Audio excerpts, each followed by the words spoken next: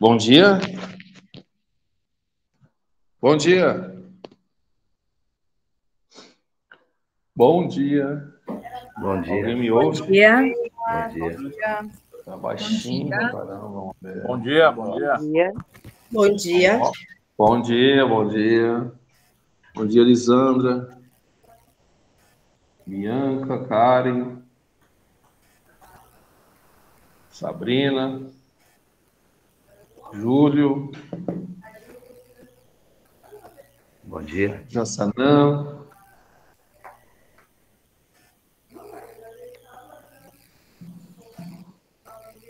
Marcele Vargas.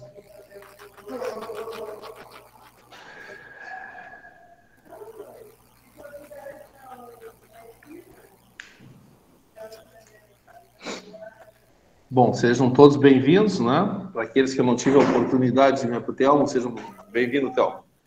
Aqueles que eu não tive a oportunidade de me apresentar, eu sou o professor Aurélio Cardoso, já leciono aqui na escola, seu Júlio, há algum tempo, né? Uns 12 aninhos aí. Somente nessa instituição, também trabalhando no sistema FEComércio. Eu sou pedagogo, historiador e também sou corretor de imóveis, perito avaliador imobiliário, tá? Então, é um curso que eu fiz complementar, né, de perito avaliador, e um curso ao qual eu sugiro a vocês já desde o início, né, para que assim que concluam este curso de TTI e façam um curso de avaliador, mesmo aqueles que não pretendem ser avaliador, para que saibam fazer as avaliações imobiliárias e entendam a complexidade que é se atribuir valor a um determinado imóvel, sempre lembrando que nós corretores fazemos avaliações pelo método comparativo. O método nosso é comparativo. Não tem nada de cube cheio, cube vazio, meio cube, um quinto de cube, tá? O método nosso, tá? Pelas nossas normas da BNT, é o método comparativo, através da homogeneização de valores, né? Levando em consideração depois as variáveis e as normas da ABNT, Associação Brasileira de Normas Técnicas, tá?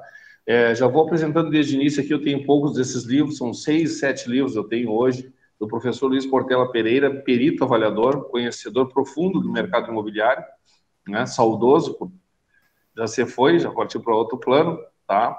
Eu, a pessoa que dava o curso de avaliação aqui na escola, dava o curso em todo o Brasil, no Cresci, inclusive, tá? Então, aqui eu tenho 240 páginas desse livro, que é um livro de avaliações, dentro das normas da BNT, com laudos, ilustrado, inclusive, tá? Dentro das normas, né? Todas as normas regulamentadoras estão aqui, tá? Os pareceres também de valores, né? Os PETAM, pareceres de técnico de avaliação mercadológica, PETAM, né, se diz, também estão aqui. E outras tabelas também, né? Como do Sindimóveis, tudo bem, uma tabela de obsolescência, de materiais, enfim. Tá? Esse livro custa R$80 para quem retirar comigo. Para quem, quando for postar, é o valor do livro, R$80, mais o valor da postagem, claro, tá? Então, esse livro não tem para vender nas livrarias, também não tem mais na internet, se esgotou. Eu tenho alguns que era amigo do autor, né? Ainda me restam aqui, aqueles que quiserem, eu vou deixar meu telefone depois ali, que é o 991 22 37 47. 991 22 37 47, o código de área é o 51. Bom, então vamos iniciar o ano, né? O nosso ano letivo, vamos dizer assim, e vamos iniciar também aqui já nesse momento, né, o que nos aparece aqui em termos de componente é o desenho arquitetônico. Dizer para vocês que em termos de desenho propriamente dito, nós não temos uma exigência sequer razoável, né? Nós não temos quase que nenhuma exigência, dá para se dizer assim, tá? Porque isso está dentro da grade curricular do curso, tá? Pelo Conselho de Educação aqui forma essa grade curricular e não coloca os desenhos. Mas ao mesmo tempo que nos coloca o desenho e que ele não é de tão significativo, então por que ele existe? Alguém perguntaria. Existe em função de outras situações também, tá? Como, por exemplo, aqui a questão dos materiais, né? É importante a gente saber os materiais que são usados na edificação, certo? É importante que a gente saiba, por exemplo, também, né, a questão que a gente desenvolva aqui rapidamente, a questão, tudo que envolve o plano diretor das cidades, o Estatuto das Cidades, inclusive, A questão do memorial descritivo, né, extremamente importante, né, saber o que é o memorial descritivo, onde eu retiro o memorial descritivo. Então, são essas coisas aqui que nós vamos, inicialmente, né, como forma de introdutória, desenvolver. Tá? Eu queria chamar a atenção para essas situações. Em que momento, então, o corretor precisa necessariamente estar envolto com a situação de indicar, né, vamos dizer assim, indicar um profissional, seja ele arquiteto, seja ele engenheiro ou técnico em edificações, para o seu cliente.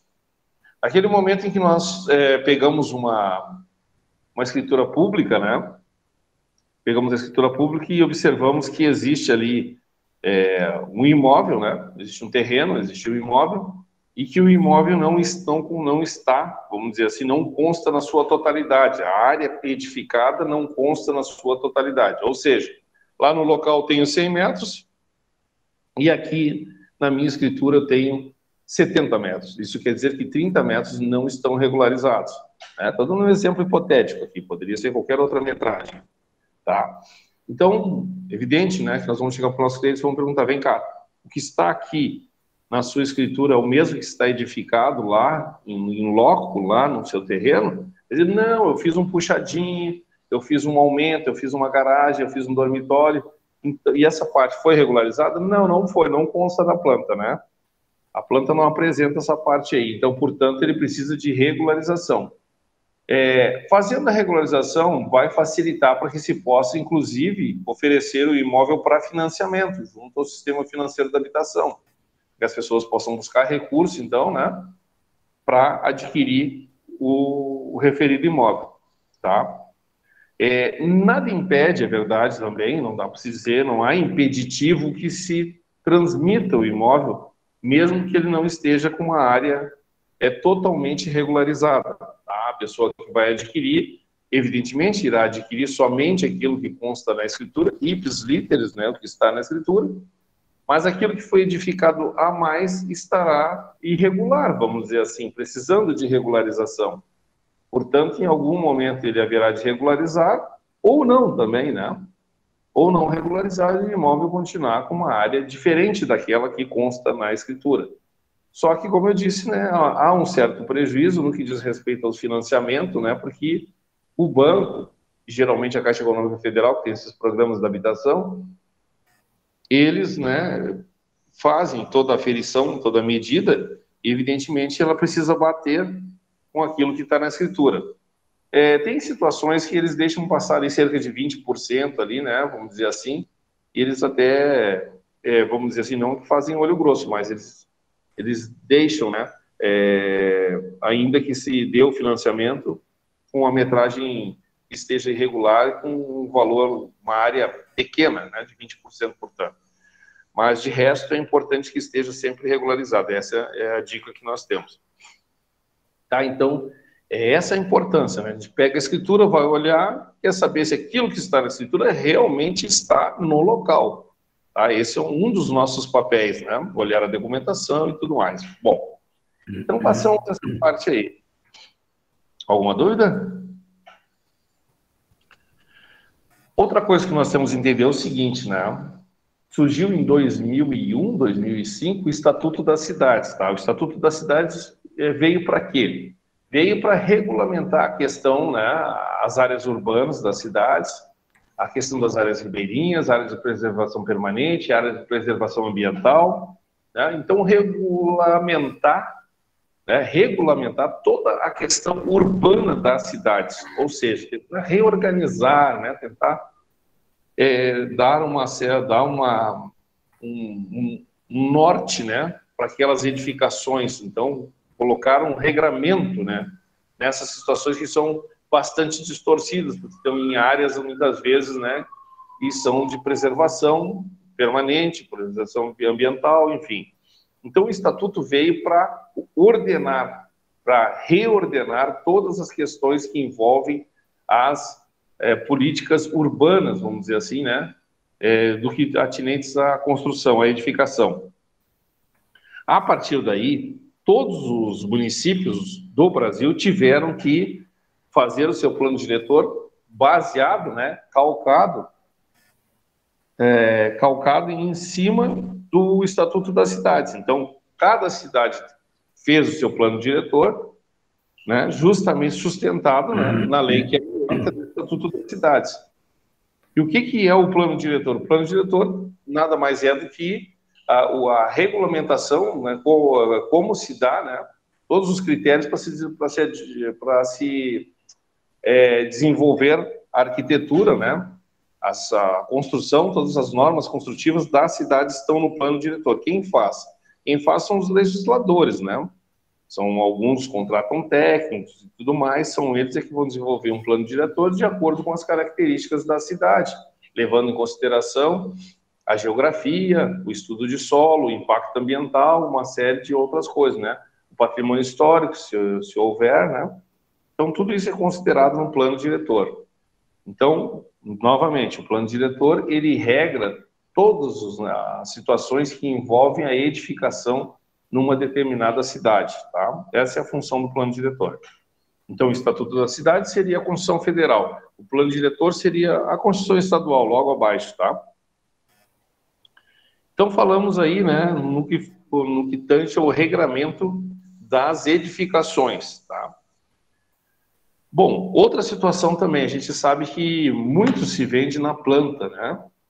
Se vende na planta e, portanto, evidentemente, quem vai adquirir, e é o consumidor, que é o comprador, ele não tem materializado ainda aquela edificação. Pode existir uma maquete, pode existir uma planta baixa, mas ele não tem ainda, né? Ele não consegue visualizar, não consegue saber as características que serão empregadas na edificação, os tipos de acabamento, pisos, louças, aberturas, enfim. E, evidentemente, ele vai fazer essa indagação e o corretor, né, que trabalha num determinado empreendimento, uma determinada imobiliária, incorporação, ele tem isso, né, é fornecido todas as características, todos os elementos que serão colocados na construção. Todavia, né, a gente sabe que, não tendo, né, essas informações, ele pode acessar e para poder dizer quais serão esses materiais empregados. Para acessar, ele poderá se socorrer do registro imobiliário, né, buscando lá esse documento, vamos chamar de documento, né, chamado memorial descritivo, tá?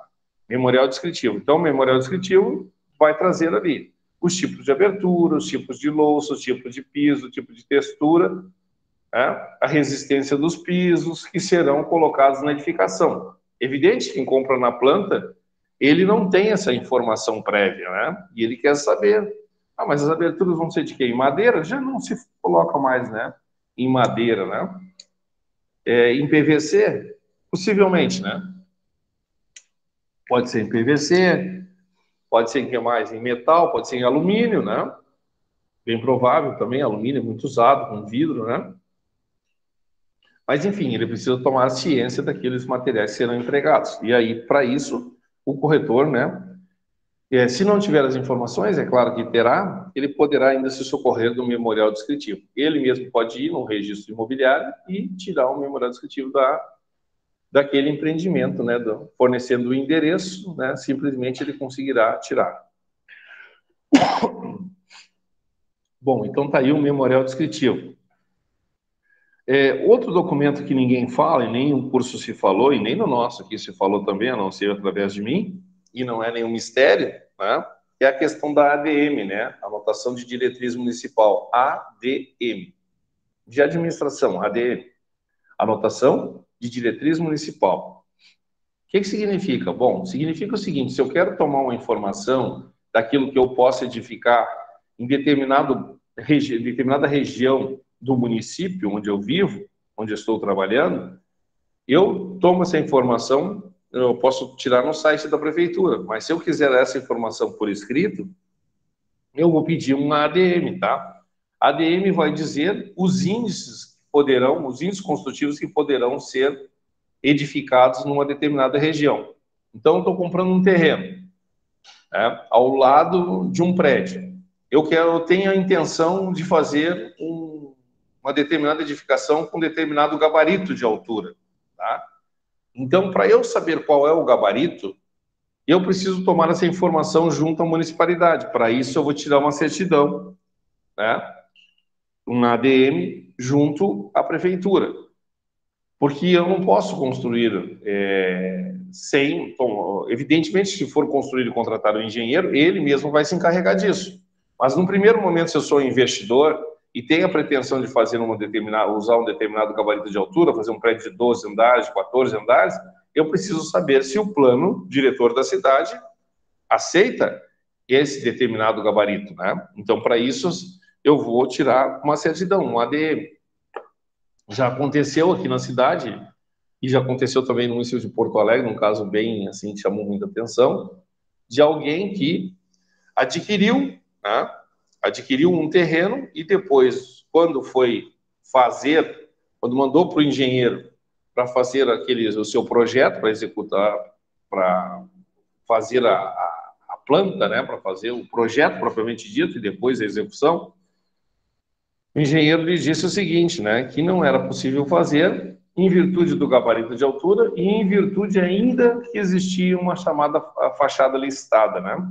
Fachada listada é aquela fachada que a prefeitura geralmente, né, acaba catalogando, vamos dizer assim, no sentido de que ali existem reminiscências históricas, então tem um envolvimento histórico, cultural, artístico e tudo mais, e, portanto, a fachada não pode ser modificada, e, inclusive, a manutenção da fachada fica por conta do proprietário, né? Ele precisa manter a fachada sempre, né, vamos dizer assim, com os devidos cuidados, né? Sempre fazendo a manutenção da mesma, tá?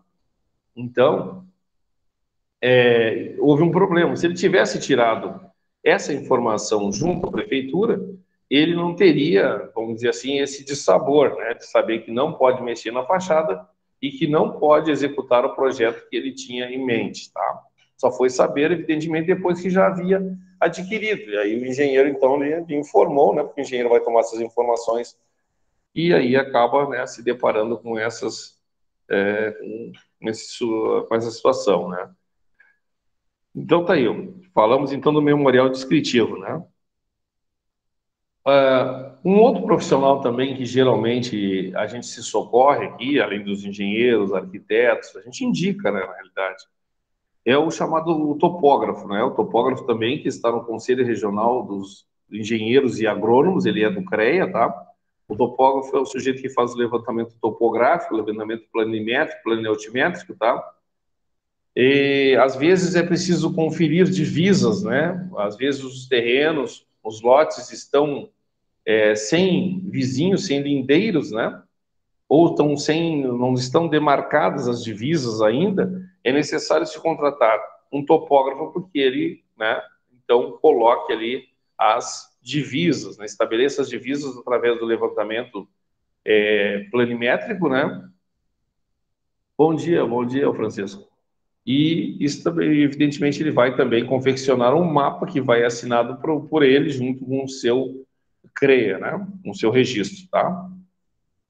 Então, é isso aí. Então, o topógrafo, eventualmente, a gente indica para que se faça o levantamento topográfico para se estabelecer as divisas, que às vezes o terreno está num campo aberto ou dentro de um quarteirão.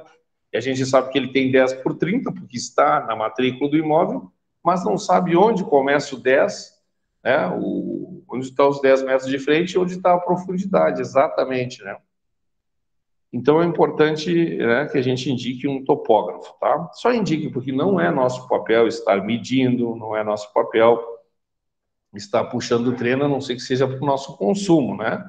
Mas isso geralmente a gente já tem dentro da matrícula do imóvel, tá? Então isso aí, essa aí é uma breve introdução, né, no que diz respeito às atividades que são pertinentes, que são importantes no dia a dia do corretor de imóveis. Conhecer o plano do diretor, não, mas ele consultar o plano diretor eventualmente, né? Tirar uma certidão, né, junto à prefeitura, um ADM, por exemplo, né, para o seu cliente, se ele tiver interesse em saber qual é o nível, qual é o gabarito de altura que ele pode edificar em determinada região. E o memorial descritivo também, né, que qualquer um pode tirar, está no registro de imóveis, é público, a função do registro de imóveis é de dar publicidade. Então, né? Qualquer um pode ir lá, paga os emolumentos, que são as que a gente chama de taxa, e poderá retirar todas essas informações. Tá? Então, está aí, no primeiro momento, é isso. Aí nós vamos passar agora para a questão do desenho propriamente dito, né? Que é uma das nossas pautas do dia de hoje, é falar sobre o desenho técnico. Então, nós temos uma definição na página 4 do nosso material, que diz assim, no 1.1, noções de desenho arquitetônico. Aqueles que quiserem acessar o nosso site, o nosso AVA, é só abrir ali, tá? Entrar em TTI, depois entrar no componente, que é o desenho arquitetônico, né? E ali estará, então, né, para vocês poderem acompanhar todo o nosso material. Então, a definição que nós temos aqui no 1.1 é o seguinte: definição de desenho. Todo o conjunto de registros gráficos produzidos por arquitetos e outros profissionais durante ou não o processo de projeto arquitetônico. Durante ou não o processo de projeto arquitetônico. Então, claro, desde o rascunho, né, desde o momento que o proprietário está ali, com o empreiteiro, com o pedreiro, até chegar numa planta propriamente dita, né, tudo aquilo ali é um processo, né, é uma produção, vamos dizer assim, tá, que vai se chegar ao projeto, posteriormente a um projeto arquitetônico, tá? O projeto arquitetônico será feito por um engenheiro, um arquiteto, vai para a prefeitura vai analisar, vai aprovar, vai ter que fazer algumas conferências, né? Se ele impugnar algumas coisas, vai mandar fazer de novo, mas enfim, esse é todo um processo, então, que diz respeito aos engenheiros e aos arquitetos, tá? E a definição, né, de desenho arquitetônico, todo conjunto de registros gráficos produzidos por arquitetos e os profissionais. Os profissionais são desenhista, projetista, né? Todos aqueles que trabalham com desenho. Os instrumentos de desenho, né, a gente sabe que hoje, né, todos os programas são no ambiente do computador, né, o CAD, o AutoCAD. Então, se utiliza muito pouco, pouquíssimo, né, pouquíssimos usam ainda a mesa de desenho com os seus materiais, né, com seus instrumentos. Hoje, como eu disse, usa-se o ambiente do computador, os programas, né, que vão no ambiente do computador, e o mais conhecido é o AutoCAD, tá? Então, gravem bem o AutoCAD, tá? Que é esse programa utilizado para fazer desenhos, né? Bom, e aí nós vamos para a página 5 do nosso livro, e nós temos ali, né, algumas figuras, e tem uma mesa de desenho, né, com alavancas inclináveis, que é onde o desenhista, o projetista, com a régua paralela, um papel, vai estabelecer ali, preliminarmente, vamos dizer assim, o desenho, né, vai começar a desenhar com lápis e a grafite, tá? Então, essa é a mesa com alavancas inclináveis. Depois nós temos a régua T, conhecida régua T com cabeçote móvel, a régua paralela, que se estende por toda a prancha de desenho, se movimentando para cima e para baixo, e a régua comum, que é aquela que nós conhecemos de zero, do módulo 0 ao módulo 1, módulo 1 ao módulo 2, e assim sucessivamente, réguas de 10, de 20, de 30 centímetros, enfim. Tá? Então, essas réguas paralelas, elas servem para quê? Para traçar linhas paralelas e para abrigar o jogo de esquadros. O jogo de esquadros que são dois, tá? No desenho técnico são dois esquadros utilizados. O esquadro de 45 graus, né, que tem dois ângulos de 45, e um ângulo de 90, que é o ângulo reto, né? E o outro, o ângulo de 30 e 60, o outro esquadro chamado de 30 e 60, por ter um ângulo de 30, obviamente, e o outro de 60, também com um ângulo reto de 45 graus, totalizando a sua medida interna 180 graus. Então, os esquadros servem para quê? Para traçar linhas perpendiculares em relação à linha principal, em relação à régua paralela, e para traçar linhas diagonais ou linhas inclinadas, tá? Essa é são as funções do esquadro. Existe um equipamento, vamos dizer assim, um instrumento, que é o tecnígrafo. O tecnígrafo é um instrumento que vai preso à mesa de desenho no canto superior esquerdo e se movimenta por toda ela porque ele é preso a uma régua, tá? Esse tecnígrafo ele tem como vantagem substituir o conjunto de esquadros, de réguas e ainda ter um transferidor. Então, o tecnígrafo ele trabalha nas escalas de 1 por 10, 1 por 20, 25, por 100, por 50, tá? É múltiplos e submúltiplos. Esse é o chamado tecnígrafo.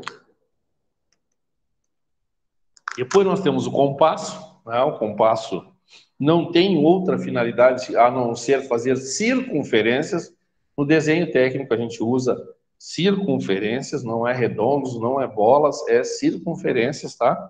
Ele tem ali a sua ponta seca, que é aquela ponte aguda, né? Eu me lembro bem do tempo de escola, a gente usava essa ponta aguda aqui para, né, fazer arte. E a outra ponta com lápis e a grafite. Hoje não uso mais isso, uso coisa mais eficiente. A outra com lápis e a grafite, tá? A professora às vezes pedia, depois não sabia para que era para usar isso aqui. Fazia comprar. O lápis e a grafite. Depois pouco usava, né? Não ensinava as pessoas a usarem, enfim. Até hoje também tem umas coisinhas que são assim, né? Pede material e depois eles não usam todo o material porque não deu tempo. Não deu tempo porque não planejou, né? A base da atividade do professor é o planejamento, né? O professor que não tem planejamento não é professor. Então, eles não planejam, aí chega no final do ano, a criança chega lá, como chega lá em casa com o livro metade em branco, diz: o que houve?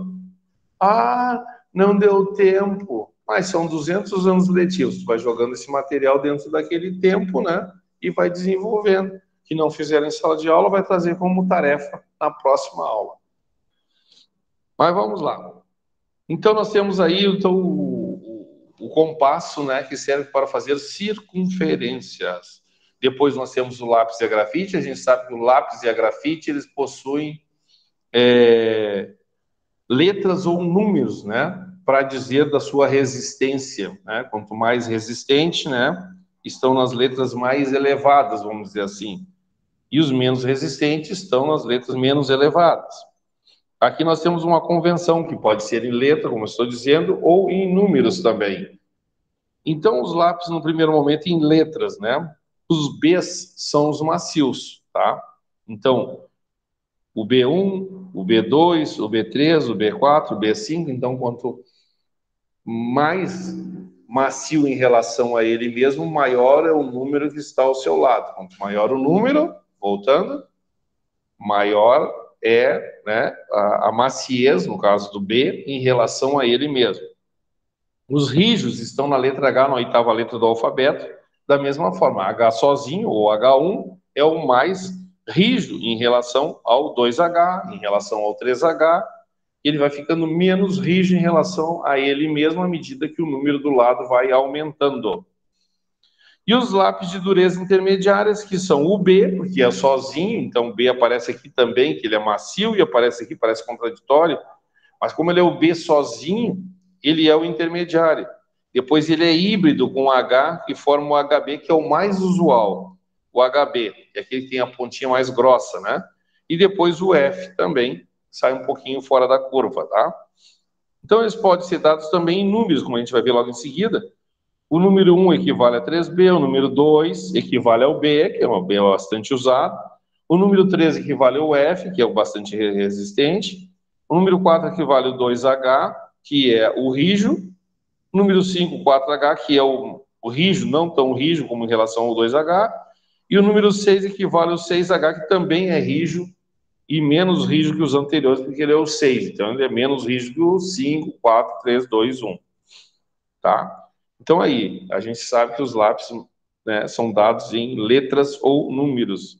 E a resistência dele, né, está ligada diretamente ao papel, né, o papel sulfite que vai ser usado para fazer preliminarmente o desenho, né? Posteriormente será utilizado a grafite, a nanquim, a caneta nanquim, 0.7, 0.9, geralmente que se usa, para fazer ali a arte finalização, que vai em preto. Vai em preto porque preto, na convenção do desenho, é aquilo que está edificado, por isso que ele vem em preto, tá? Então, a nanquim existe de várias cores, o preto é aquilo que está erguido, está edificado. Transferidores, né, que são 3, nós temos o transferidor de 360 graus, o transferidor de 180 graus e o transferidor de 90 graus, que é a 1/4, né, da circunferência, né? Então, uma circunferência inteira, meia circunferência e 1/4 dessa circunferência, tá? Esse é o transferidor que serve para medir a abertura dos ângulos, né? Então, vai colocar o transferidor justamente naquela marca ali, né? E ele vai, a sua abertura vai fazer a leitura, né? Conforme as linhas que estão ali, dizendo qual é a abertura do ângulo. Depois nós temos o gabarito. O gabarito são aqueles vazados, né, que o desenhista, o projetista, acaba circunda por dentro e ele transfere uma determinada representação. Lembrando que isso é sempre dentro da norma técnica também. O desenhista, o projetista, não faz representações ao seu bel prazer, tá? Geralmente ele coloca dentro de uma convenção, né, para universalizar, vamos dizer assim, o entendimento, né, da atividade. As canetas, como eu já disse, 0.7, 0.9, com pontas removíveis, hoje existe, né, com as recargas. Antigamente essas canetas que estão aqui, Oxford, Grafos, Castel, Oxford, são canetas justamente de colecionadores, praticamente, né? Dá para se dizer assim.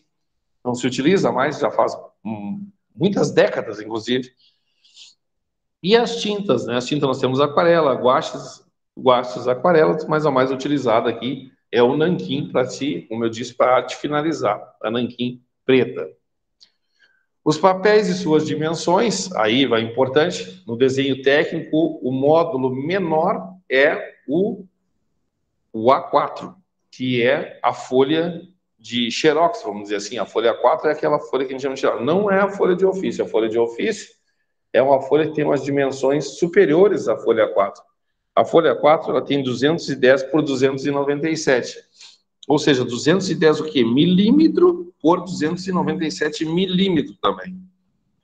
Depois ela vai dobrar e serão duas folhas. E aí vai se formar o A3, que será 297 por 420. Então dobrou, tinha uma, tenho duas, que é o A3. Dobrando o A3, eu tenho o A2, vai diminuindo os números, nesse caso aqui. 420 por 597, ou seja, 42 centímetros por 59 centímetros. Eu tenho o A2. Dobrando, eu terei o A1, né? O A2, então, portanto, será 4 folhas, o A1 será 8 folhas e o A0 será 16 folhas A4, que é o maior módulo do desenho técnico. Então, retomando, o menor é o A4, que é 210 por 297 milímetros, ou 21 por 29,7 centímetros, e o maior é o 84,1 centímetros por 1 metro e 189 centímetros, tá? Tá? Os papéis, então, são dados em milímetros, é o maior módulo. Os módulos mais usuais são o A1 e o A0, tá? Que é 8 folhas, né? Vamos dizer assim, dispostas para a gente ter ideia, ou 16 folhas. Tá? Então, são dois módulos, os maiores. O menor é o A4. Existem módulos menores que o A4? Existem, só que no desenho técnico não é utilizado. Por exemplo, se eu dobrar uma folha A4, uma folha de ofício ao meio, eu tenho um A5. Se eu dobrar um A5 ao meio, eu tenho um A6, e assim sucessivamente até virar um post-it, né? Mas não é o caso. No desenho, a gente parte do A4 e vai até o A0, tá? E lá tem uma pegadinha na prova, já estou vacinando vocês. Pergunto se existem nódulos. Existe, mas o módulo do desenho técnico menor, é o A0. Opa! Vamos virando aqui. Vamos lá. E aí nós vamos entrar em escala, né? Escala. No desenho técnico, o projetista, o desenhista, ele é obrigado a colocar dentro de uma escala. E essa escala é de redução. Ou seja, ele precisa reduzir um número X de vezes para que possa representar aquele desenho. Então, nas escalas que se trabalha aqui, são escalas de redução, tá? Só se trabalha com a escala de redução. Então, diz aqui, existe 3 tipos de escala, nós vamos ver aqui. A escala reduzida, a escala real, que é o tamanho real do objeto, e a escala ampliada, que não se trabalha, tá? Então, é chamado de verdadeira grandeza, eu até tenho anotado aqui, VG, e na prova às vezes se pede o que é VG? Verdadeira grandeza, ou seja, o objeto do tamanho dele na íntegra. Eu consigo desenhar o livro dentro de uma folha A4 na íntegra? Consigo. Numa A3 eu consigo? Se eu botar ele no tamanho normal dele, sem reduzir, ele está dentro da verdadeira grandeza, no tamanho real. Então está na escala real. Inclusive, nos apartamentos, esses mobiliados, se utilizava muito colocar os objetos, né, as decorações, os móveis, numa escala que não era a escala real. Eles eram uma escala de redução. Então, se colocava ali o micro-ondas, era um rádio, né? O sofá podia caber, era para 2, cabia 1,5, né? Um ficava sentado no braço, o outro sentava no sofá mesmo. Foi fazendo aí. O que acontecia? O sujeito chegava lá, via aquelas camas, via roupeiro, via tudo. Nossa, como é espaçoso! Olha só, quando a gente leva as bugigangas da gente e coloca lá, não cabe nada, né? Vê que não cabe cama, não cabe roupeiro, o sofá não entra, coisa não preenche o espaço. Isso, evidentemente, o Código de Defesa do Consumidor veio, né, cessar com essa situação, veio normatizar no sentido de que não é mais aceito que os imóveis decorados e os imóveis estejam fora do seu tamanho real, tá? Do seu tamanho real. Então, se existe ali, pode até botar um menor, mas tem que estar dentro daquilo que é convencional, né? Não vai colocar lá uma cama que é uma cama de solteiro como se fosse de casado. Desculpa. Então tá aí. Então, verdadeira grandeza é o tamanho real do objeto. Alguém falou? Alguém quer falar?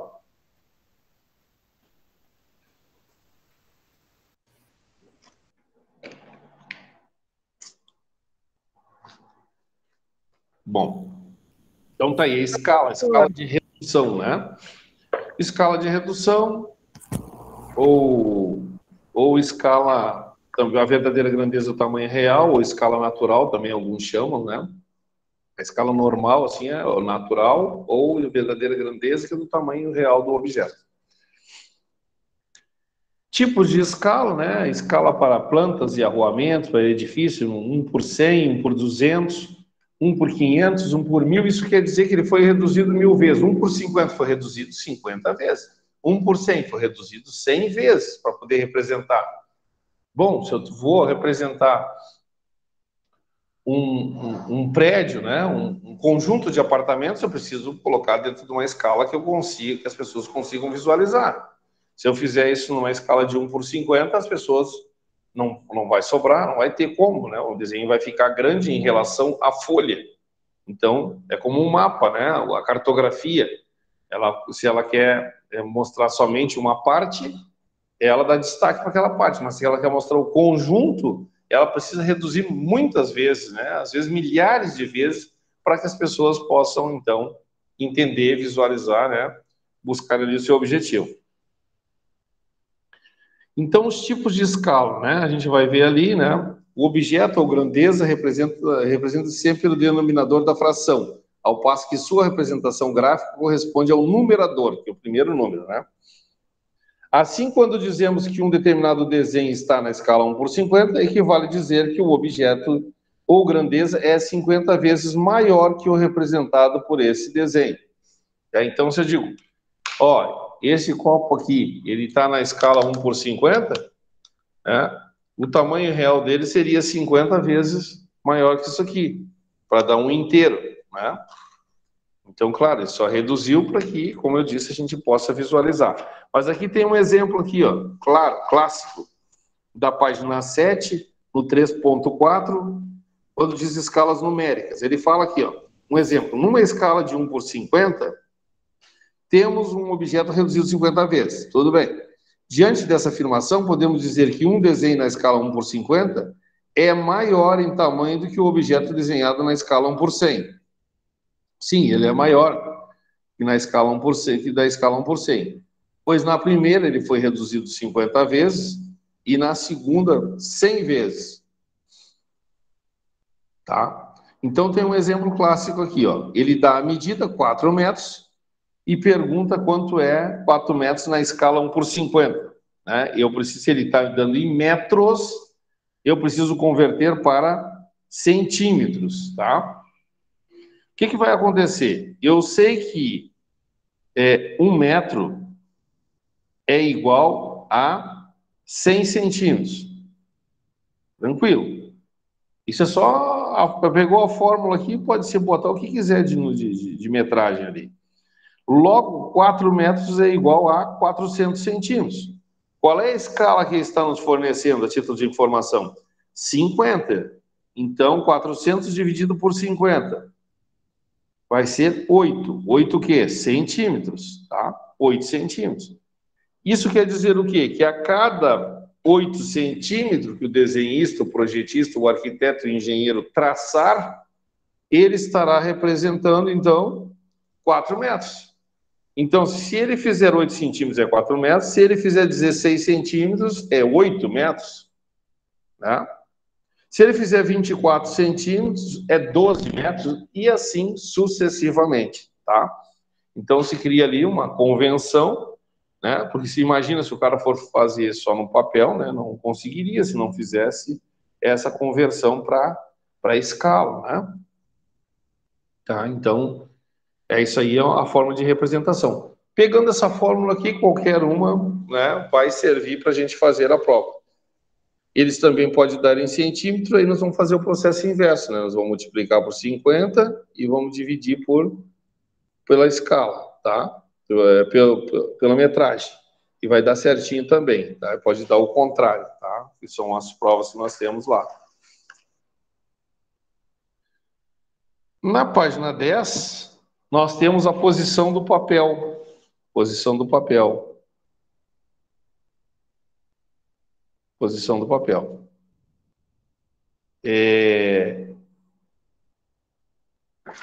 Posição do papel, diz aqui, o eixo Y em relação ao eixo X, que está na horizontal, né? E o eixo Y está na vertical.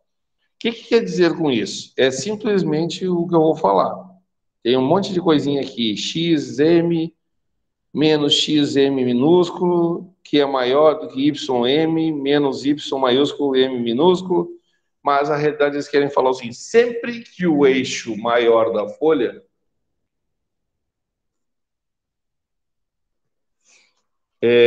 o eixo maior da folha ficar para a parte horizontal, né, o eixo maior sempre ficará para baixo, é simples. Ou seja, nunca assim e sempre assim uma questão de aproveitamento. Imagine um projeto também, né? Você vai ter um terreno ali e tem um terreno assim 10 por 30 e tem essa possibilidade de ter uma lateral extensa, né? E poder utilizar uma outra frente do terreno, né? Que é um achado, né? Ter a testada de 10 metros e ter ainda 30, um lado de 30 que fica, né? Que cria essa possibilidade, né? De se comunicar com a rua, né? Com a calçada, com o transeunte. Evidente que a gente vai fazer o aproveitamento visando, né, essa extensão maior, que é justamente para dar o aproveitamento. É melhor utilizá-lo assim. Então, evidente também que um desenhista, um projetista, quando ele pega um terreno e vê as suas medidas, ele vai tentar dali, né, dependendo da situação que ele se encontra, às vezes ele está encaixotado, não consegue, mas às vezes ele tem possibilidade de fazer uma outra saída, né, uma saída para o lado, uma saída para frente. E a questão do recuo que ele tem que avaliar. Tem o recuo de jardim de 4 metros, né?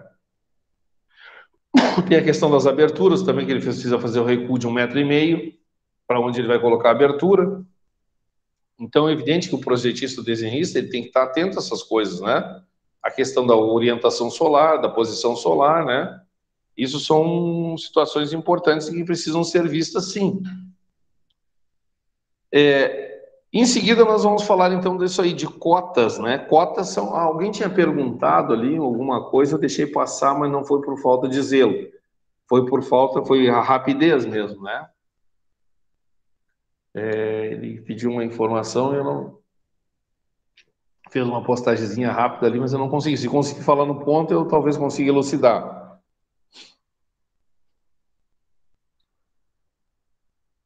Bom, vamos lá. Então temos as cotas, né? As cotas são o quê? São as... Eu que falei para ressaltar também o uso do escalímetro. Alguém que for apresentar um imóvel e está utilizando planta para o cliente, o escalímetro ele elimina a conta, né? De modo mais ágil para apresentar. O escalímetro é aquele... É uma régua, isso, né? Com 3 vértices, vamos dizer assim. Isso. Com 3 vértices, parecido com um Toblerone, eu costumo dizer, viu? Ele parece um Toblerone, né? E ele serve justamente para fazer a leitura das escalas, né? E ali tem várias escalas ali, 1 por 20, 1 por 25, 1 por 50, 1 por 100, e o sujeito pega aquela reguinha, coloca ali na planta e ele faz a leitura, né? Ele vai dizer, tá? A escala. Então, é bastante interessante.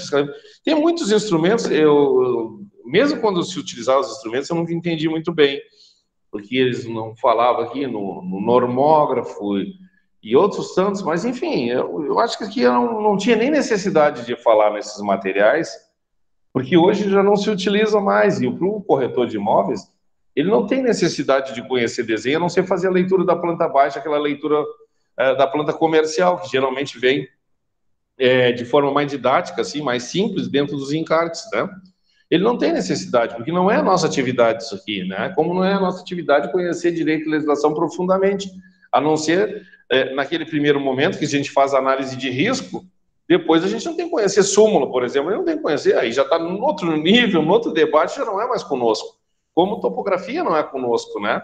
Como também desenho não é conosco. Claro que a gente olhar para um desenho e saber interpretar, isso aqui se trata de uma planta baixa, que tem... O que é uma planta baixa? Que é ter o maior número de informações.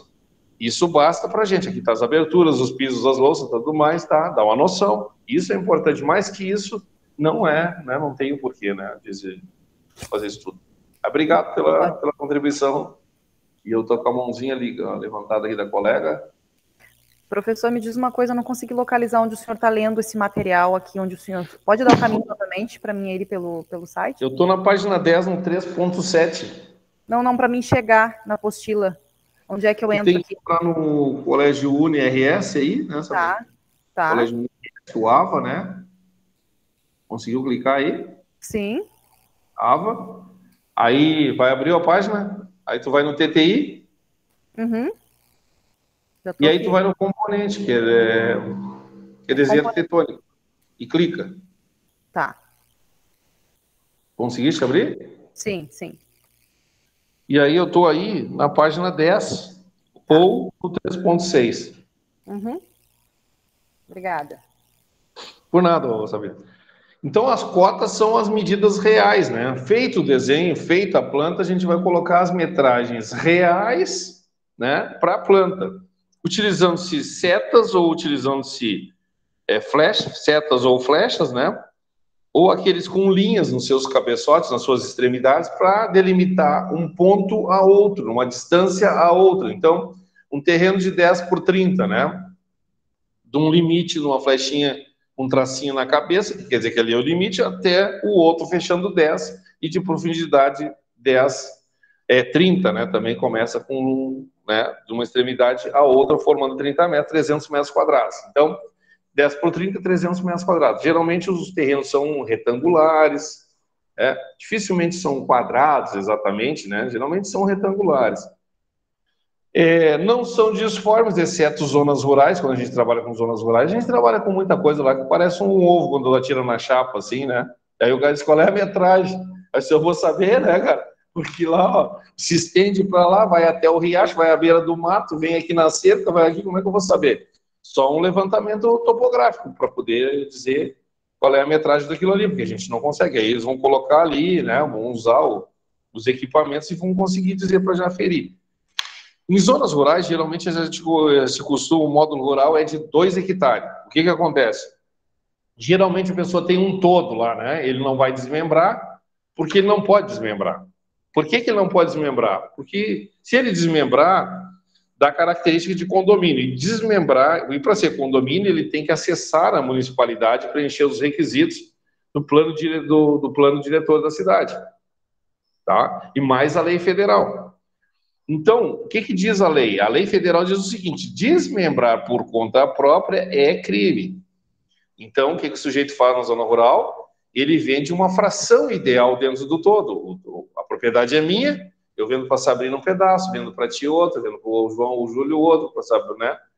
Então, ele vende dentro de um todo. Mas ele não faz terrenos, não loteia. E o que caracteriza o lote? Ah, mas isso aí não é lote? Não, eu vou cercar, mas não vai ser lote. Por que não vai ser lote? Porque o que caracteriza o loteamento é o arruamento. Ah, mas como é que eu vou chegar na tua... Como é que teu nome tinha feito a intervenção por último, antes da Sabrina? O senhor? Lua. Luan? É. Luan. Viu, Luan? Então, assim, como é que eu vou acessar as terras do Luan? A Sabrina vai acessar? Como é que ele vai passar por ali? Ele não vai fazer arruamento? Não vai fazer arruamento. O que ele vai fazer? Um beco de servidão, que é outra coisa.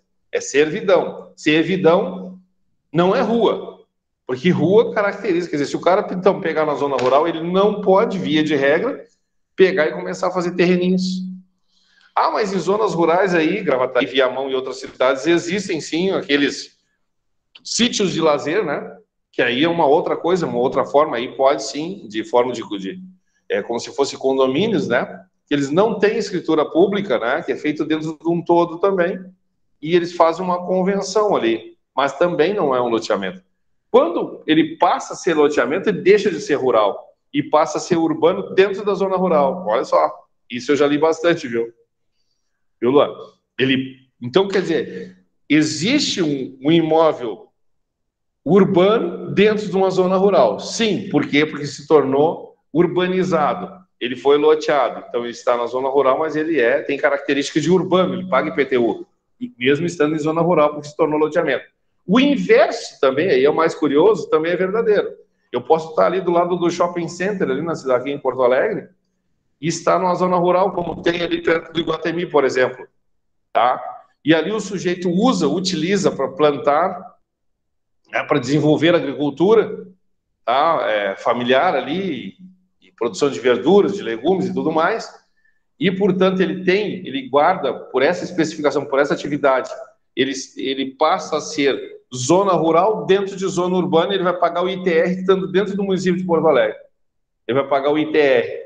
Tá? Claro, isso aí são as coisas. Os avessos, né? Mas então, assim, então significa que em zonas rurais pode não ser urbanizado se for um loteamento. E ele vai pagar IPTU, mesmo estando lá, e não vai pagar ITR. Agora, nesses casos, quando a pessoa compra dentro de um todo maior, ele está comprando uma fração ideal. Então, assim, nós compramos um bolo, e aí o seguinte, o Luan fica com um pedaço, a Sabrina fica com um pedaço, o outro fica com um pedaço, mas o bolo é meu, está no meu nome, né? E a gente convencionou aqui através de um contrato, os contratos são válidos sim, eles têm valor jurídico, só que não tem escritura. Você diz, não tem escritura, não tem valor. Tem valor. Não tem escritura, mas tem a propriedade. A propriedade tem mais valor do que a escritura. Dependendo da situação, quem tem a posse é tudo. O princípio da reforma agrária é a posse. A uso capião é a posse. O sujeito diz, mas eu tenho escritura, tudo direitinho, os impostos. Não, mas ele tem a posse, mansa e pacífica, por tanto tempo não tem imóvel no nome dele, portanto ele faz o uso capião. Então veja como posse tem muitos corretores, eu chamo a atenção, deixa de vender, deixa de fazer as intermediações, porque ele diz, não, tá tudo irregular, o cara só tem a posse. Puxa vida, eu quero só a posse e não quero a escritura. Né? Deixa a posse com 10 anos a pessoa, e tu chega lá com a escritura, vê se tu tira ele. Vai entrar em juízo para ver. Não tem como. Entendeu? Então, se tem posse mansa e pacífica, não tem o imóvel, não preenche os requisitos aqueles legais, ele tem tudo que claro, se tem a posse e a propriedade, ok. Mas só tem a propriedade e não tem a posse, aí é temeroso, né? Então, a aposta tem muito valor. Em zonas rurais, nós também atuamos. Parece uma coisa estanque, assim. Ninguém fala que corretor trabalha em zona rural como se o corretor trabalhasse só qualquer atividade, seja médica, seja de advocacia, seja o que for. Geralmente, 80 e tantos % está em zonas urbanas. Consequentemente, a gente vai atuar nas zonas urbanas. É normal que seja isso. Agora, zonas rurais também, as pessoas, né, acabam se familiarizando com o meio rural, e aí tem a questão que a gente tem que se apropriar, que é a questão do solo, a questão das safras, né, que tem gente que quer comprar terra para cultivar algumas safras e também para animais, né, para criação de animais. E aí, às vezes, a gente ali, pegando informações, vai acabando se familiarizando com esse assunto de zona rural e também consegue fazer bons negócios e ainda tem a vantagem de poder cobrar um pouquinho mais, né? Porque em zonas rurais os nossos honorários geralmente são, por praxe, um pouco mais alto, né? Tipo 10%, né? Porque tem toda a questão de dificuldade, difícil acesso às vezes e tudo mais, né? Então tem isso. Tá, mas só para desmistificar mais um pouquinho, né? Dessa nossa atividade aqui. Na página 11,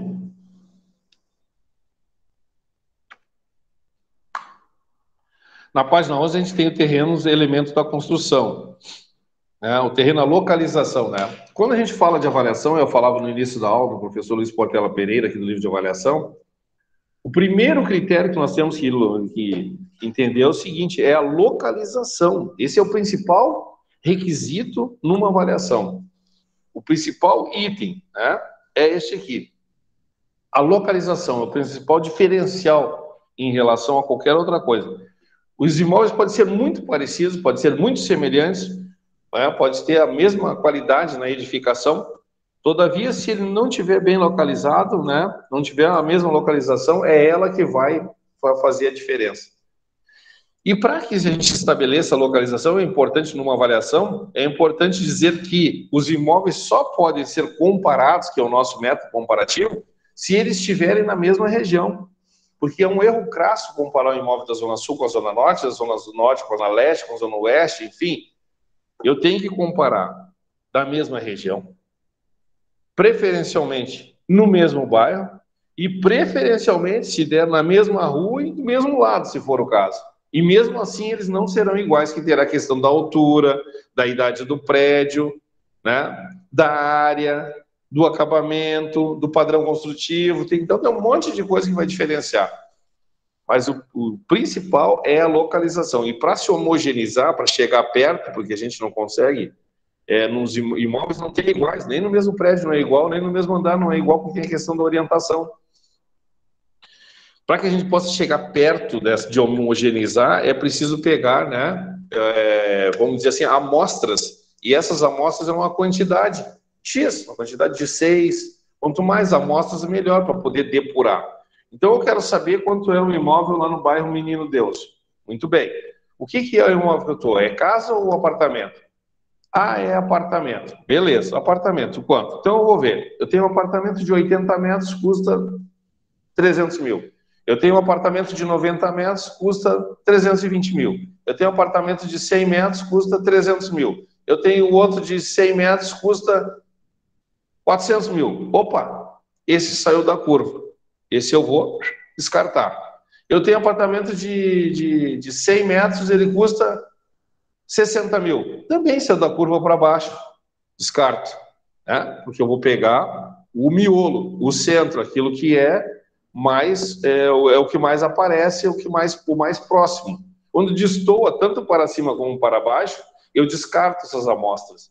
Onde é que eu vou pegar essas amostras? Eu vou pegar nos jornais, nos sites, na pernada, vou lá olhar, vou saber, né? E vou fazer ali, vou pegar a metragem quadrada, dividir pelo valor de cada um deles, vou homogeneizar e vou chegar mais ou menos ao valor do metro quadrado. Então, eu sei que naquele bairro o metro quadrado está em torno de tanto. Depois eu vou trabalhar com variáveis. Quais são as variáveis? Ah, um tem 10 anos de construção, o outro tem 30 anos de construção. Bom, mas está bem conservado. Aí começa, entendeu? Aí o que a gente pode estabelecer? Uma coluna de débito e crédito. Acredita para cá, debita para lá. 10%, 5%, até 15%. Um imóvel, a partir de 40 anos, diz a norma, ele passa a perder valor, já perdeu o valor mercadológico. Claro, e vai para as exceções, está bem conservado, a gente conhece muito bem, beleza. Mas, em regra, ele vai perdendo, né? Ele vai perdendo o valor, que ele começa a entrar em estado de decrepitude, ele começa a ficar depreciado, né? Isso é natural das edificações, tá?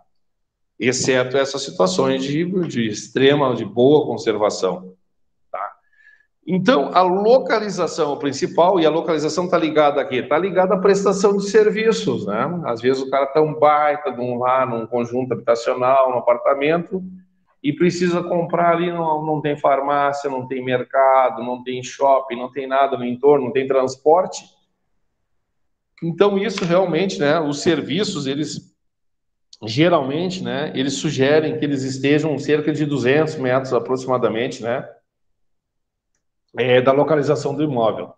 Ou seja, né, não esteja junto, mas também não esteja muito distante. 200 metros, imagina, eu estou na Protásio Alves, eu estou 2 quadras dali de onde está o serviço, quer dizer, eu não tenho impacto ambiental, né, não tenho ali da mobilidade urbana, e ao mesmo tempo eu tenho os serviços próximos, que eu posso ir até a pé, inclusive. Então, a localização é extremamente importante, é o critério número 1, é o item número 1 que nós vamos avaliar, né? Nada vai se sobrepor, vamos dizer assim, né? Porque o sujeito pode dizer, mas eu tenho uma casa lá na Zona Sul que vale, e isso a gente enfrenta, por isso que eu digo da importância das avaliações imobiliárias. Eu tenho uma casa lá em tal bairro que é bem melhor que essa aqui, e se essa aqui vale 500, a minha vale 1 milhão. E aí, como é que tu vai desmaterializar o sujeito que tem esse pensamento, e a gente sabe que isso não tem nada a ver com a técnica, né? Isso ele está partindo de uma premissa correta, e até está correto, só que não funciona dessa forma. Vai dizer para ele, não, dá um pouquinho, o senhor mora no bairro, na Zona X, e lá é um bairro chique, um bairro nobre. Lá o imóvel, mesmo inferior ao seu, vale mais do que o seu. E ele não vai entender isso aí. Entendeu? Então, a gente precisa, para poder fundamentar, para poder materializar, né, ter esse conhecimento técnico que vai simplesmente, né, botar um ponto final nessa especulação do cliente, porque o cliente sempre acha, e aí vai aparecer também o colega corretor que vai dizer, quanto que ele diz que vale o corretor do seu imóvel? Aí diz que vale 1 milhão. Não, vale mais, vale quase 1.800.000. Aí o cara diz, por favor, um vem aqui e diz que vale 1 milhão, outro vale 1.800.000, eu vou ficar com o que vale 1.800.000. É lógico que vai ficar. Só que esse de 1.800.000, ele não vai vender por 1.800.000.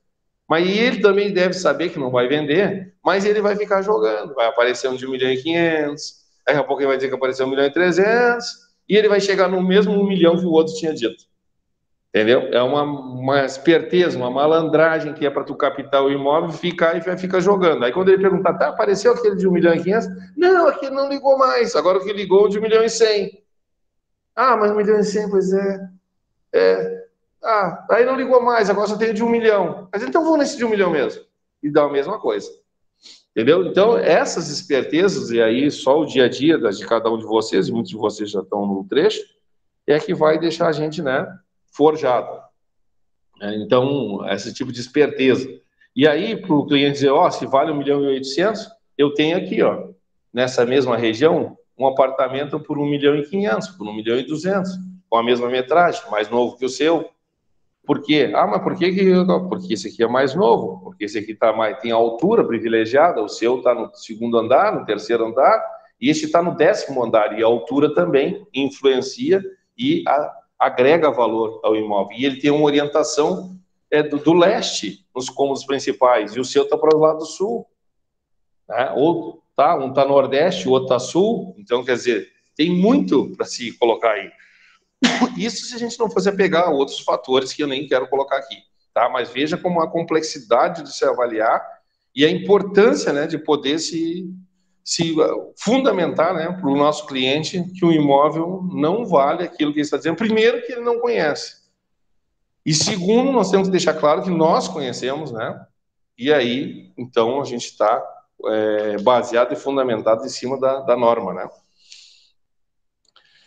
Mas é isso, né? Isso aí é um pequeno. Depois vem as dimensões e forma, como eu já falei, né? Em zonas rurais a gente vai encontrar situações disformes, né? Porque é dentro de um todo. A topografia, a importância da topografia, terreno plano, Ótimo, né? O que é um terreno bom, né? Eu tenho um terreno bom para vender. Ah, é um terreno bom? Como é que ele é? Ah, terreno. O que é bom? O que é bom? Bom é plano? Pode ser. Se for plano alto, né? Se for plano baixo, ainda mais em zonas alagadiças que não tem infraestrutura, tá ferrado. Se for alto, um declive do fundo para frente, né? Um declive é importante para o escoamento das águas pluviais, as águas cloacais, né? Tudo mais. Se não for muito acidentado com declive profundo, também vai acabar onerando a obra, né? O sujeito pode criar lá, o engenheiro pode criar, mas isso tem custo, né? A orientação e insolação também, né? Qual é a orientação? A orientação boa é o leste, é o nordeste, né? O sul geralmente não, né? Muito intempérie, aquela coisa toda, não é uma das melhores orientações. Mas, enfim, a orientação é extremamente importante. Insolação no apartamento, na casa, né? Extremamente importante. Isso a gente deve se apegar, sim. Deve se apegar para uma casa que não tem mofo, que não tem, né, umidade nas paredes. Isso é interessante, a gente pode, né, também usar como argumento. E o valor do terreno, né? Os terrenos, evidentemente, eles vão agregar valor em função da sua localização, em função da sua forma também, né? É importante que tenha uma boa testada, né? Mais que profundidade. A regra diz que um lote ao terreno é a mesma coisa, não deve ter profundidade superior a 4 vezes a testada. O que isso significa? Se eu tenho um terreno de 10 metros de frente, o ideal é que ele não exceda 40 metros de frente aos fundos, tá? Que fica, então, portanto, 400 metros. Aí o sujeito vai dizer, tá, mas para aí, o terreno é maior, ainda vai perder valor. Não é questão de perder valor, é questão de aproveitamento, né? Aproveitamento. Se o sujeito vai fazer um aproveitamento ali, ele vai pensar o seguinte, eu tenho um terreno, tem 10 por 70, como tem lá na minha região aqui. 10, 70, é uma tripa. Aí o sujeito diz, lá nos fundos eu faço isso, faço aquilo, pode fazer condomínio, sabem disso, né? Pode fazer condomínio num terreno de 300 metros quadrados. Dependendo do plano diretor da cidade, é possível fazer um condomínio de casas, dar uma escritura para cada um, ligar água em cada um e luz em cada um deles, tá? É possível sim. Acontece que com 70 metros, o sujeito pode dizer assim, 70 metros tu faz um condomínio, tu bota um playground, tu bota a piscina, tu bota a churrasqueira. Tudo bem, tudo isso tem custo, né? Custo para quem faz e custo para quem vai comprar. Podia perguntar na parte rural ali, eu perdi. Quem colocou por último aí?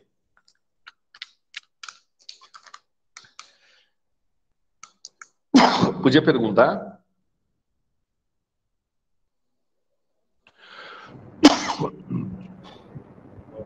Bom, pode falar tá com a mão erguida aí. Está me ouvindo, professor? Por gentileza. Bom dia, professor. Não estou ouvindo. Francisco, né? Francisco? Francis, tá aqui.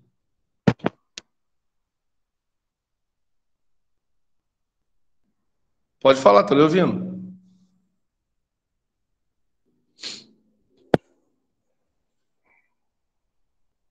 Bom, então, um terreno bom, né? É um terreno que tem, primeiro, o item que nós falamos, localização, bem localizado. Tá? Bem localizado. Bem localizado está. O que é bem localizado? Próximo ao serviço, próximo ao transporte, próximo à escola. Isso é bem localizado. Como é que na praia eu estou bem localizado? Estou perto do serviço. Quando eu tenho uma rua que tenha infraestrutura, né? Que o terreno seja alto em relação à rua, melhor ainda. Essa é uma forma de dizer que você tem um bom terreno. Porque nós temos que achar um argumento para o nosso produto hoje, né? A gente dizia, eu tenho um terreno, tenho uma casa, tenho uma chácara para vender. Isso não diz muita coisa. Nós dissemos, temos um terreno bem localizado, bom, aí nós temos um argumento forte, né?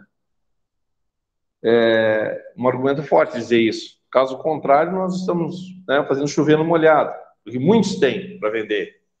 Então, nós temos que, né, abrilhantar e dizer aí, não, eu tenho um, mas ele é bem localizado.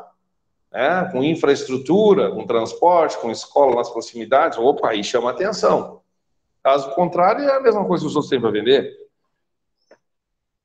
Tá? Então, as dimensões do terreno, né, as formas do terreno, a topografia, né, eu estava falando da topografia.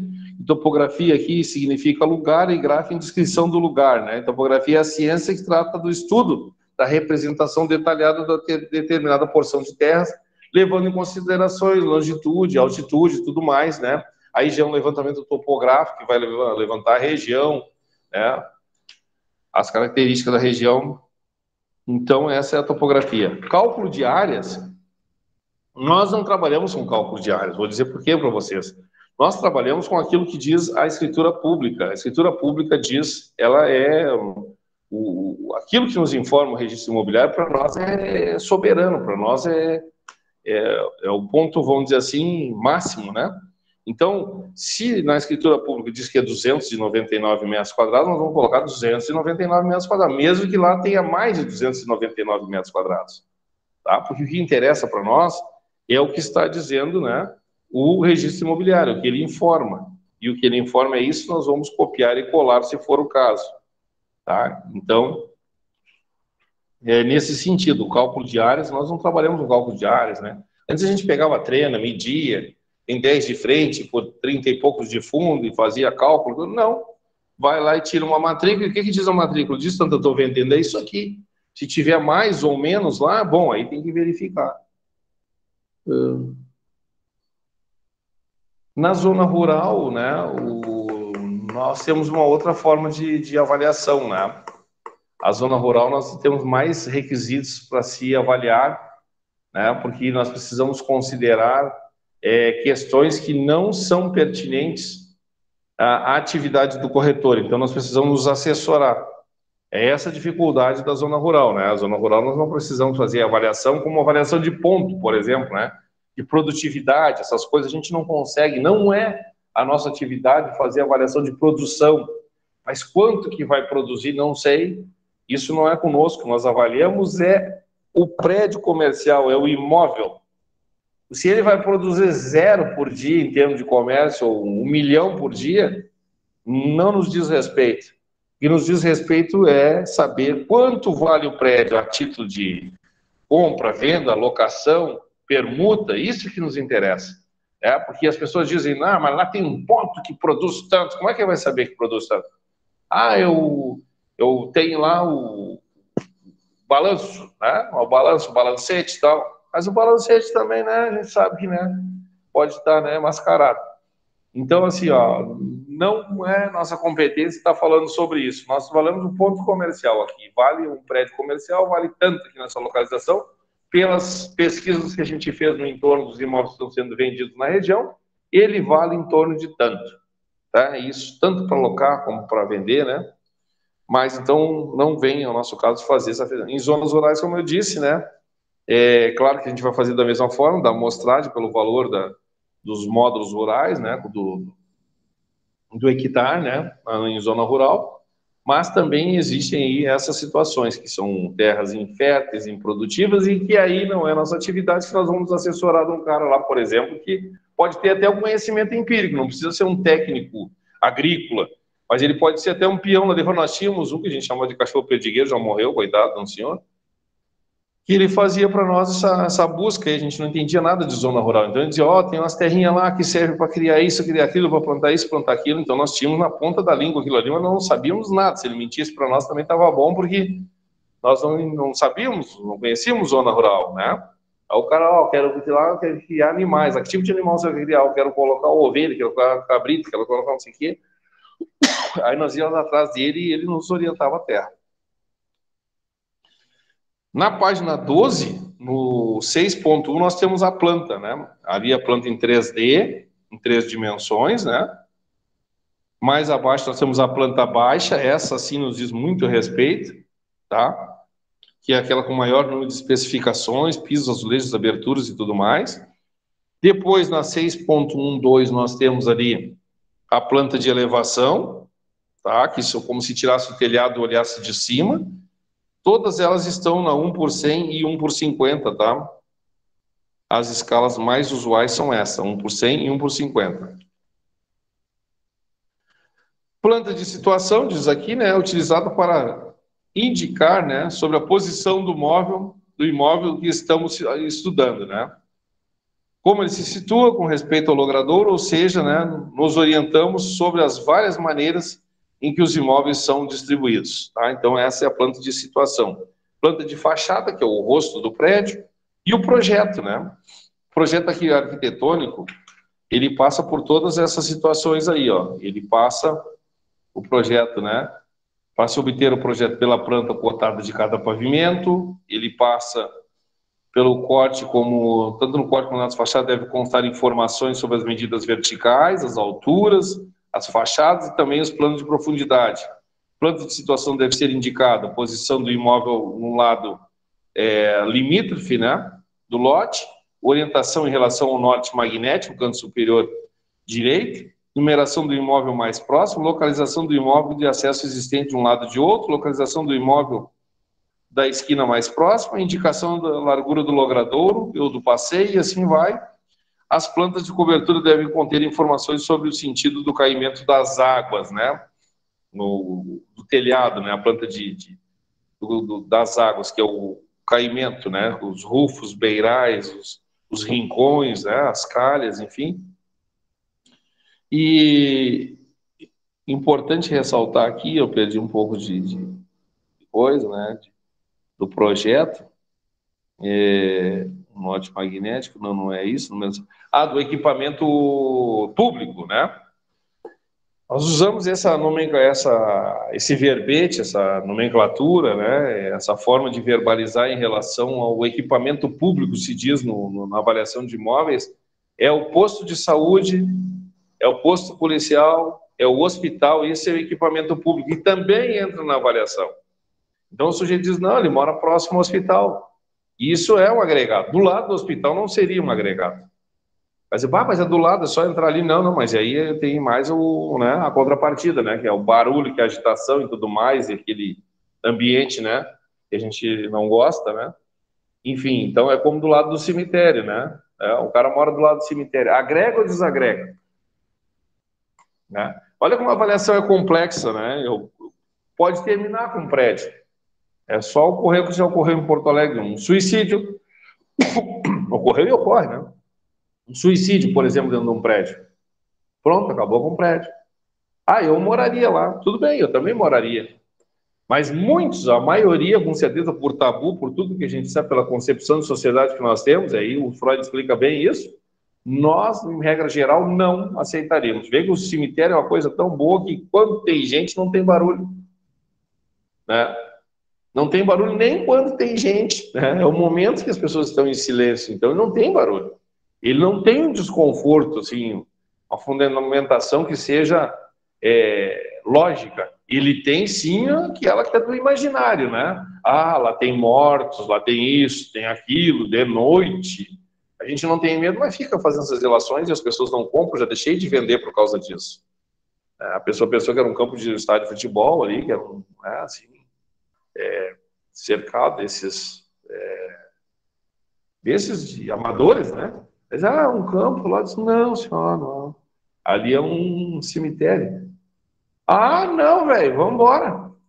Agarrou o velho pela camisa e, deitaram o cabelo, acabou o negócio. Foi a palavra mágica, né? Já não tem, não, cemitério não é nem pensar. Vamos embora. E já se for. Então é bom que a gente já, quando vai arrancar do escritório da gente, a gente já diga, olha, lá tem um cemitério ao lado ali. Já tem problema com o cemitério? Não tem problema, beleza. Não vai fazer que nem uma corretora amiga nossa que diz, olha, se a senhora quiser, a senhora abre a janela aqui, tem até bugio. A mulher disse assim, eu tenho pavor de bugio. A pergunta que ela tinha que fazer é se a senhora gosta de bugio? Não gosto. Aqui não tem. Mas ela saiu na frente. Ela saiu na frente e disse, aqui tem até bugio. Mas se tem bugio, eu tenho nem medo de bugio. Não quero mais também. Então, assim, essas coisas menos importantes, né? A gente não arrancar, porque às vezes o cliente quer passear, né? Ele quer passear. Ele chega lá e diz, eu quero comprar um apartamento. Tem apartamento para ver? Tem, quero... E vê um assim. Aí tu vai lá, mostra para ele, diz, agora tem que esperar sair os meus precatórios. Eu tô com uma ação aí que tá para sair aí sim que sair, eu vou lhe procurar. Ele passou a tarde toda passeando com ele para lá, para cá, né? Ele disse o seguinte, o que o senhor está procurando, né? O cara tem que tentar tirar o máximo ali, quando está na frente da gente, para a gente não ficar vagando com ele para lá e para cá. Então, eu falava aqui do equipamento público, né? E eles agregam valor, sim, tá? E é considerado uma delegacia, um posto policial, qualquer coisa aí, né? Até um hidrante, aqueles vermelhos, para assim, colher a água da rua para os incêndios ali, né? Eles são considerados equipamentos públicos, sim, tá? Mas então, uma praça, né? São equipamentos públicos, tá? Se usa muito essa nomenclatura na avaliação imobiliária. Os tipos de acabamentos, né? Hoje nós sabemos o seguinte, nós temos uma tabela e nós temos, inclusive, para pisos, louça, resistência dos pisos, né? Os pisos mais resistentes estão nos corredores, nas garagens, nas zonas de atrito. E claro que a gente sabe que o empreendedor, o empreendimento, ele acaba utilizando pisos que, né, não são aqueles com maior resistência. E isso acaba também que em determinado tempo ele vai se deteriorando, né, em função que é um piso inadequado para aquele tipo de área que ele colocou. Mas, como eu disse, nós temos aqui lá no início da aula, nós temos um memorial descritivo, né? E o memorial descritivo traz a resistência do piso. Então, quanto maior a numeração no piso, mais resistente ele é. É um PI 3, PI 4, PI 5, né? PI 1, 2, 3, 4, 5. Então, são mais resistentes. Então, na garagem deveria ter um PI 5, PI 4, é suportável, né? Um corredor, enfim. Tá, então, essa é a tabela dos materiais, né? Aí vem as louças, os pisos, né? A gente já sabe que as aberturas hoje são em PVC, já não se tem mais, né? Ou em metal, vidro, né? Os revestimentos também, tem muito aí revestimento, vamos dizer assim, utilizando coberturas, vamos dizer assim, que não são mais as mesmas se utilizavam, se usa pouca, tem o drywall, tem a massa corrida, tem as sancas, né, aqueles rebaixos, né, que se fazem também, muito importante. As texturas, né, muitos tipos de texturas de pigmentação também, os grafiados também são utilizados. Geralmente, onde tem muita tortura, eles acabam fazendo aquilo ali que é para dar uma, né, para dar uma mascarada, enfim. Mas são isso, né? Então,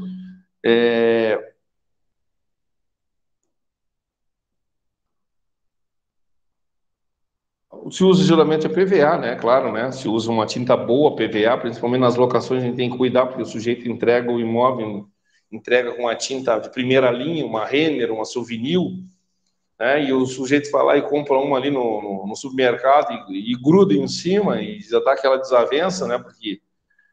Mas hoje existem muitos tipos de acabamento, muita tecnologia de pisos, de coisas, de materiais, né? A gente ainda tem uma deficiência muito grande que é no fornecimento da nossa mão de obra. Nossa mão de obra é muito ruim ainda, continua sendo ruim.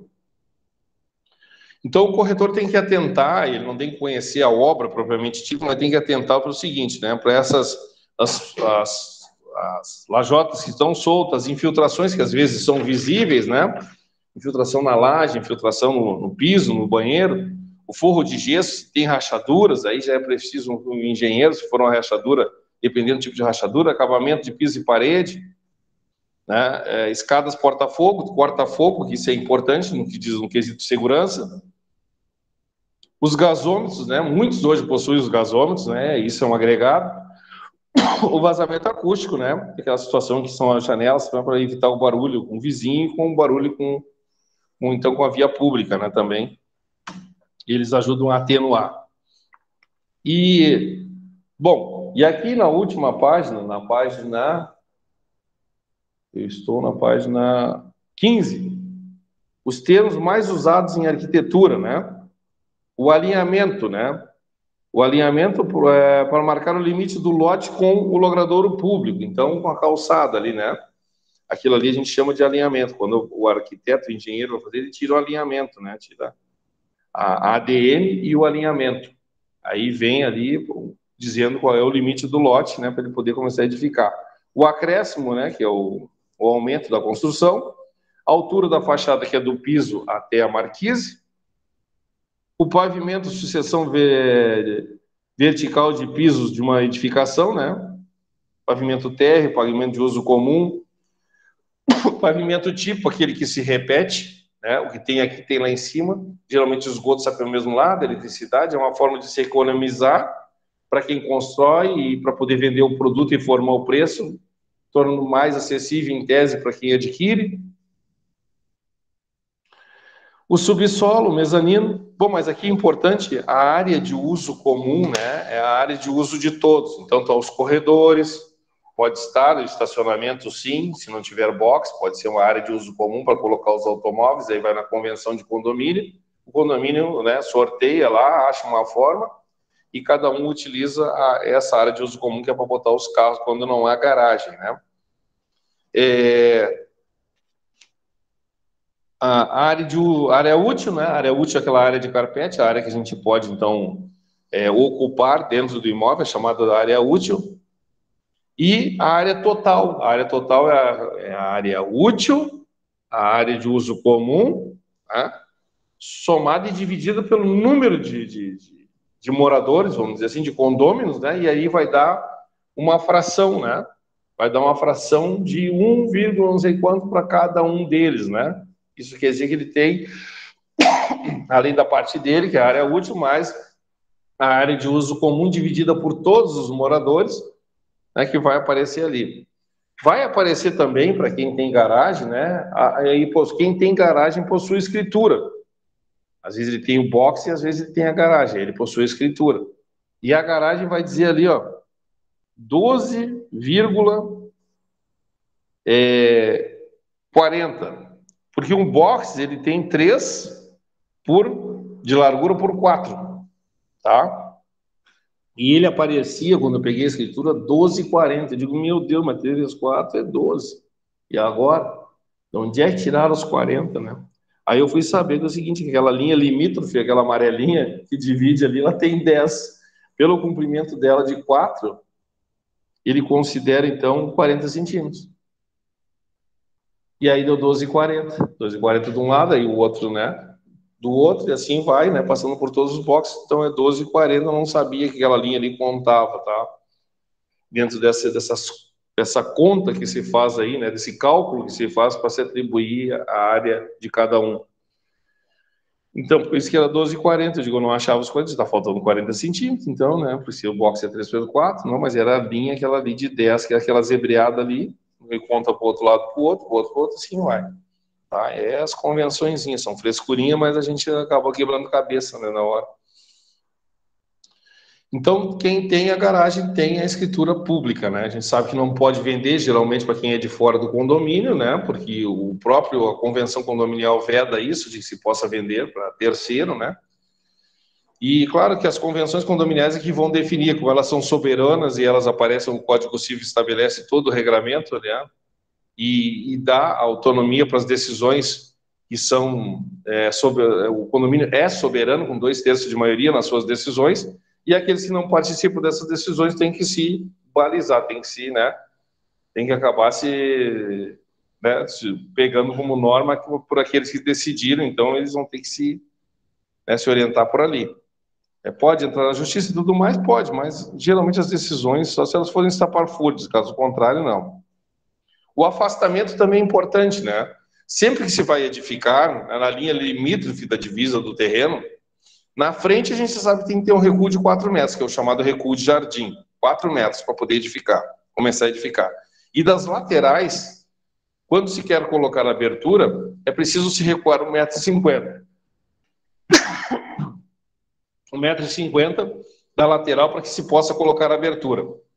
Compreende-se como abertura: porta, janela, basculante, vitrô, tá? Tudo isso é considerado abertura. Então, se eu quero colocar no lado do meu vizinho, eu preciso recuar um lado de 1,5 m. Se eu quero colocar no fundo, da mesma forma, 1,5 m eu tenho que recuar também para poder botar alguma abertura. Caso contrário, eu tenho que fazer um posto de luz, né? Também recuado 1,5 m, e a janela recuada para o lado de cá, que ela fique distante 1,5 m da divisa. Tá? É uma situação, então, bastante complicada, né? Esse afastamento está previsto no plano diretor, então quando a gente chega ali, tem um terreno, numa casa, e vê as janelas abertas, a primeira coisa que quem está comprando pensa assim, eu vou chegar aqui e já vou fechar esse vizinho todinho, essas janelas aqui. Não vai fechar, porque se estiver ali há mais de 1 ano e dia, né, ele conseguir provar que está mais de 1 ano e dia aberto, pelo contrário, quem terá de se afastar da janela será aquele que agora está comprando o vizinho.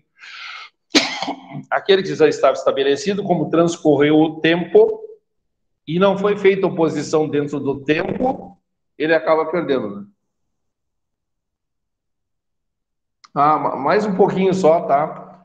Eu já, nesse momento, eu ainda não tenho autorização da escola para poder colocar a palavra-chave aqui, né, no ambiente. As pessoas vão me dar a palavra aqui, vocês vão colocar a palavra aí, né, tal como eu ditar, vai ser uma palavra-chave e ela valerá como presença, tá? Ela vai para os nossos registros. Então, o afastamento, o gabarito, né, que é aquela onde vai alicerçar um prédio, uma casa, se usa as escoras, as guias, e faz o gabarito ali, né, o esquadrejamento dela, isso é chamado de gabarito. A área total da construção é o somatório de tudo, né? A área útil, a área de uso comum, como eu já falei. A área útil, já falei, a área de ventilação, a área destinada à iluminação, compartimentos, refere-se às divisas internas do imóvel, compartimento principal são os dormitórios, né? São os escritórios, as salas, consultório, compartimento de serviço, área de serviço, beiral, geralmente aquela projeção, né? Não é uma marquise, mas a projeção se tinha nas casas, dizia a caixa da casa ali, aquilo é chamado de beiral, caramanhão, né? Uma cobertura de ripas, a marquise, sim, aquele prolongamento com avanço, né? Que está pendente, né? O pergolato, né? Cobertura vazada, que a gente conhece, curva de nível, aqueles plantios que se faziam, né? Se usava para se plantar, né? Se usava essa técnica de curva de nível para plantar em morros, em lugares íngremes, né? Passeio do prédio é o entorno do prédio, passeio do logradouro destinado ao trânsito de pedestre, testado do lote é a frente do lote, e desdobro, agora chama atenção para vocês aqui, desdobro se refere-se à divisão de um único lote em um ou mais partes, em que cada parte tem a possibilidade legal da existência de ausência autônoma. Isso quer dizer o quê? Desdobro é o seguinte, primeiro, se o plano diretor da cidade, eu tenho um terreno que tem 20 metros de frente. E eu tenho o plano diretor da minha cidade que permite que que esse terreno de 20 metros eu faça 3 terrenos de, por exemplo, 7 metros, 2 vezes 7, 21, 2 de 7 e 1 de 6, tá? Então, o plano diretor permite isso. Se permite isso, eu posso fazer esse desdobro e abrir uma matrícula para cada um. Eu faço 3. Tá? Mas isso se o plano diretor permitir. Eu vou lá no plano diretor de escola, é a testada mínima do lote. Por exemplo, cara, você tem testada mínima de lote que é de 5 metros. 5 metros. Então, veja só, se eu tenho um de 20, eu faço 4. Agora, aqui em Viamão não tem, acho que eu tenho 8 aqui. Então, de 20, 3 vezes 8, 24 não dá. Eu faço 2 de 16, sobre o outro, não dá. Não vou conseguir. Tá? Então, assim, isso vai depender muito do plano diretor da cidade, tá? Mas é preciso se fazer esse chamado desdobro, é uma redivisão e cada um recebe uma matrícula nova, recebe uma certidão de nascimento, então. Vai se abrir mais um lote, a quadra D do lote 5, aí fica o 5P e o 5C, tá? Ficam mais 2 desdobrados, né? E o desmembramento, se trata da redivisão de um lote, né, existente com novas dimensões. O desdobramento é isso, né? Vai abrir um novo lote com outras dimensões.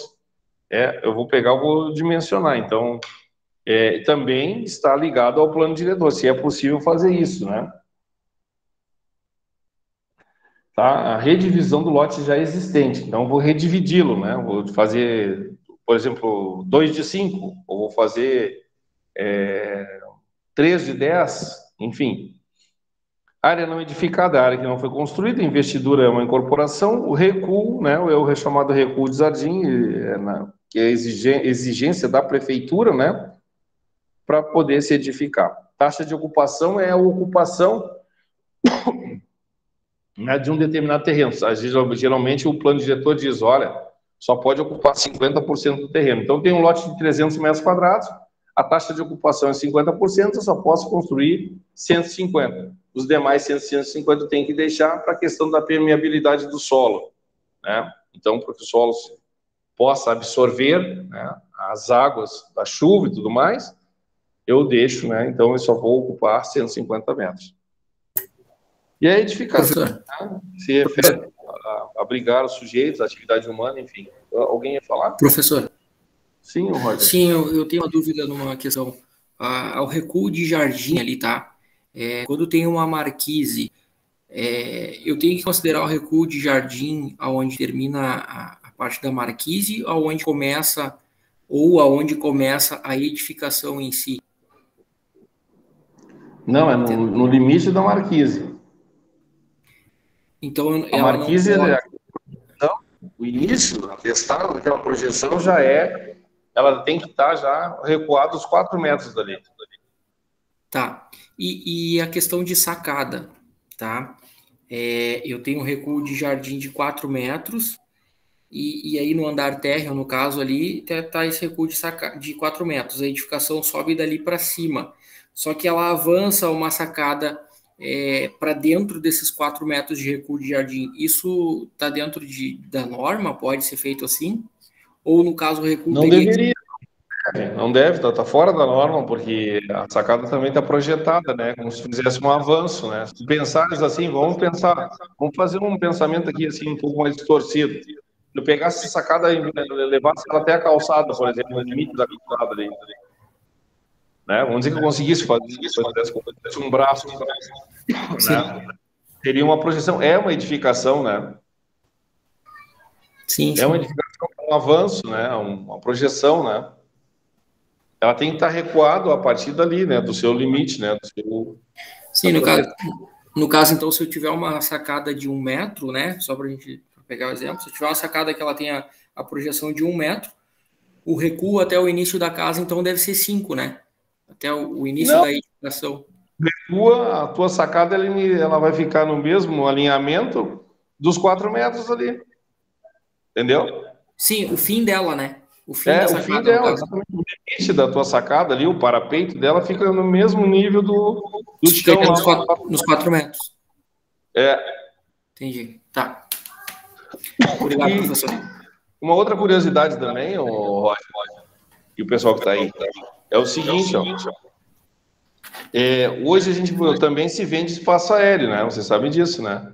O espaço aéreo. Então, assim, ó, a pessoa tem uma casinha ali, tá? Aí o cara diz assim, eu quero comprar a tua casa aqui. Não, mas eu não quero vender. Não, mas eu quero comprar o teu... Tá entre edifícios, às vezes, depende. Eu vou colocar essa hipótese aqui. E o sujeito tem uma casinha, tem 2 prédios, o sujeito quer comprar o prédio e diz, não posso vender porque eu só tenho isso aqui. Mas eu quero comprar o teu espaço aéreo. Quanto é que é o espaço aéreo teu? Ele quer comprar o quê? Acima da edificação dele, do telhado dele, até o gabarito de altura, e o limite não é o céu, o limite é o gabarito de altura do plano diretor. O plano diretor daquela região diz que é 12 metros, o gabarito é 12 andares. O que acontece? Até 2 andares a pessoa pode comprar desse sujeito, ou seja, dá um valor por ele,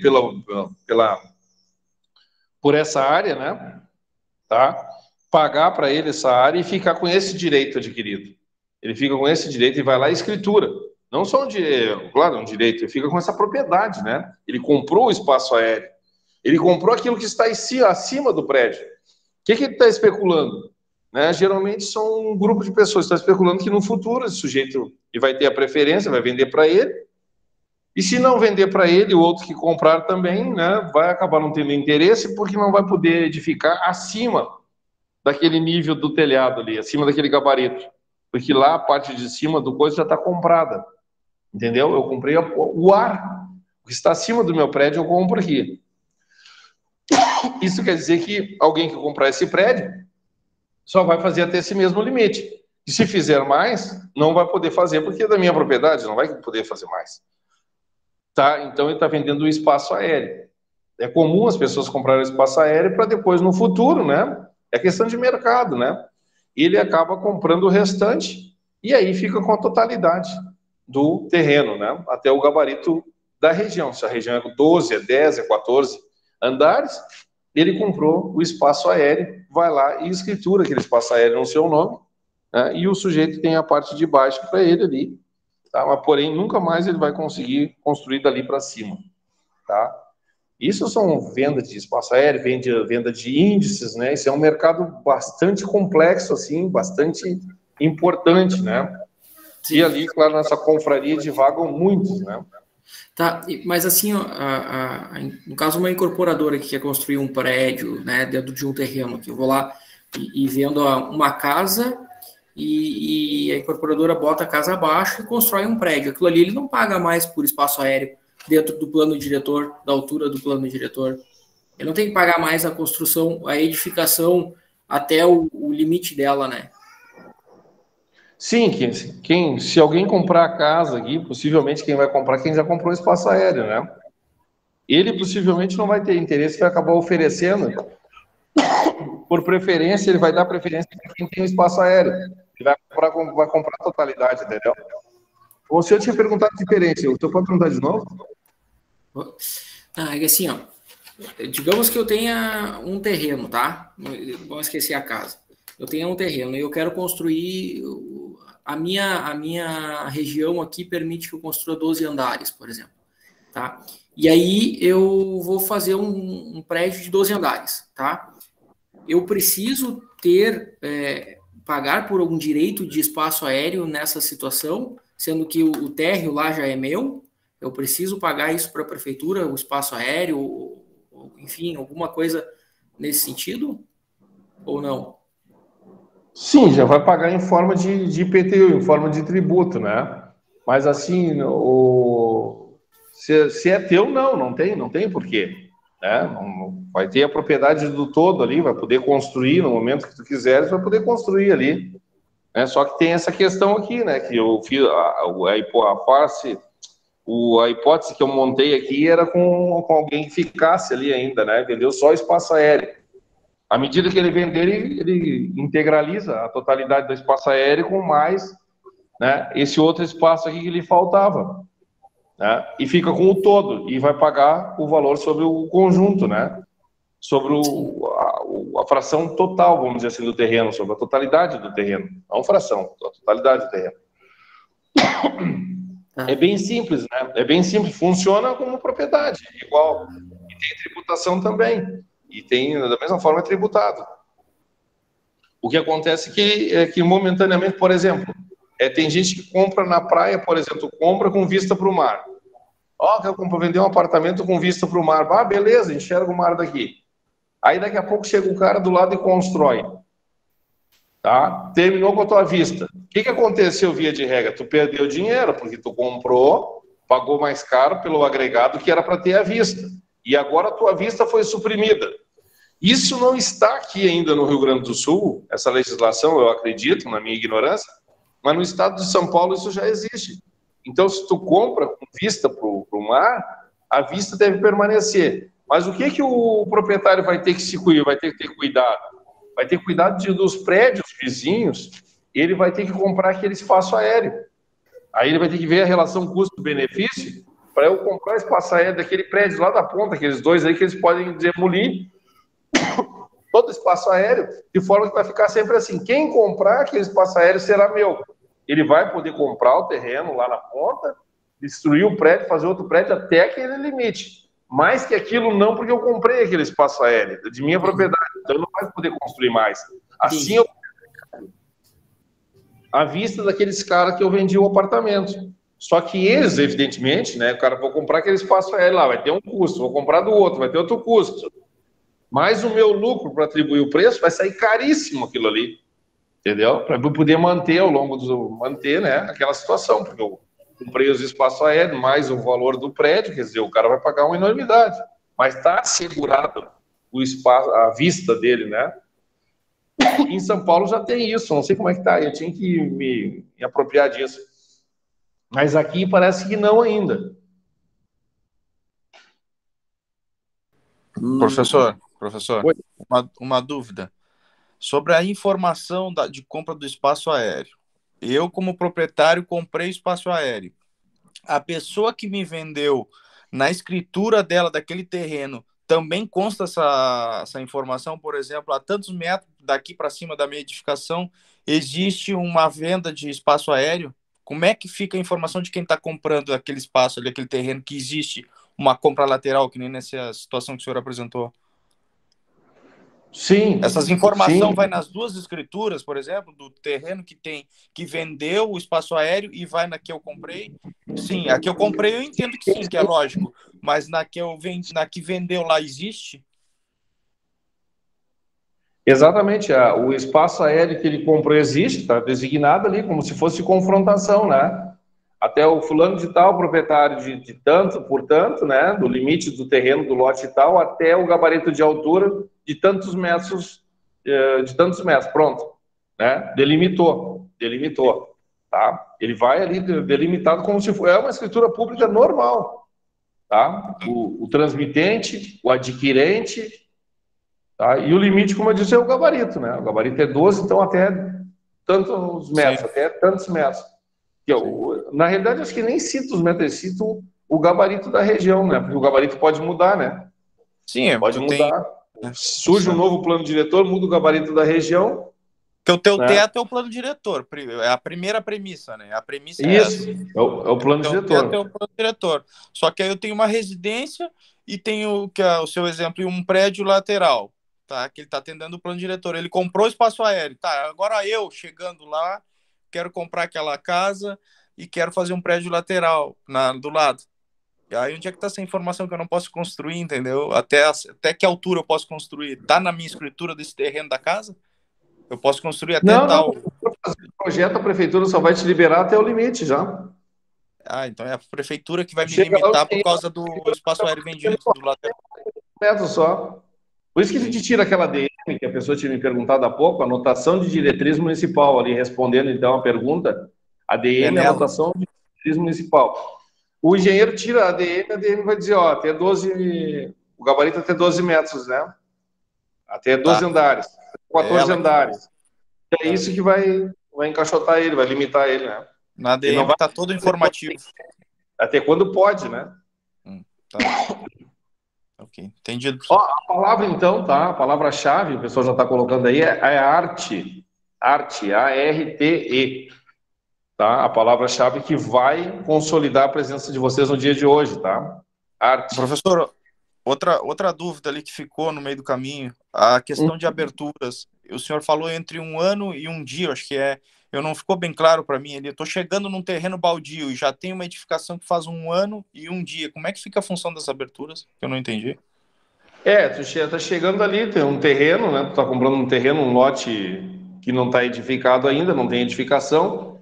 Tu observa o teu vizinho, que ele tem ali as janelas abertas para o teu lado. Tá, esse vizinho está no limite do terreno ou ele está respeitando 1,5 metro? Não, ele pode estar no limite do terreno, inclusive. Ah, tá, é isso aí. É isso aí que eu queria entender. Porque ele não sofreu oposição dentro desse tempo de 1 ano e dia, entendeu? Sim, ele pode ter chegado num lote. Ele pode estar num lote vazio lá e eu estou chegando daqui 1 ano ou 2 para fazer uma construção do lado da casa dele. Ele pode estar no limite e ninguém falou nada. Ninguém se opôs. O proprietário anterior não se opôs, ele adquiriu o direito e se inverteu. O direito agora é dele. Entendi. E outra coisa, quem vai ter que recuar agora é tu, que vai ter que respeitar 1,5 metro dele. Tu não vai poder pegar a tua construção e atirar do lado dele. Tu vai ter que recuar 1,5 metro da janela dele. E esse 1,5 metro ele tem que respeitar como se fosse a área de jardim na frente da testada. Isso, né? tu vai ter que recuar dele agora. Não tem agora inverteu-se o direito. Em vez dele ter que se restabelecer, e como passou o tempo e não sofreu oposição, tu vai ter que agora pegar 1,5 metro para começar a edificar a partir da janela dele. Tu não vai poder fazer o que as pessoas pensam, vou chegar e vou colar uma parede na janela dele.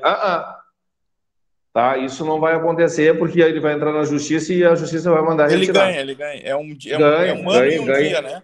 É por isso que é 1 ano e dia. E onde é que está provado isso? Ele pode ter como fundamentar isso aí. Não, eu estou aqui, eu fui lá na prefeitura.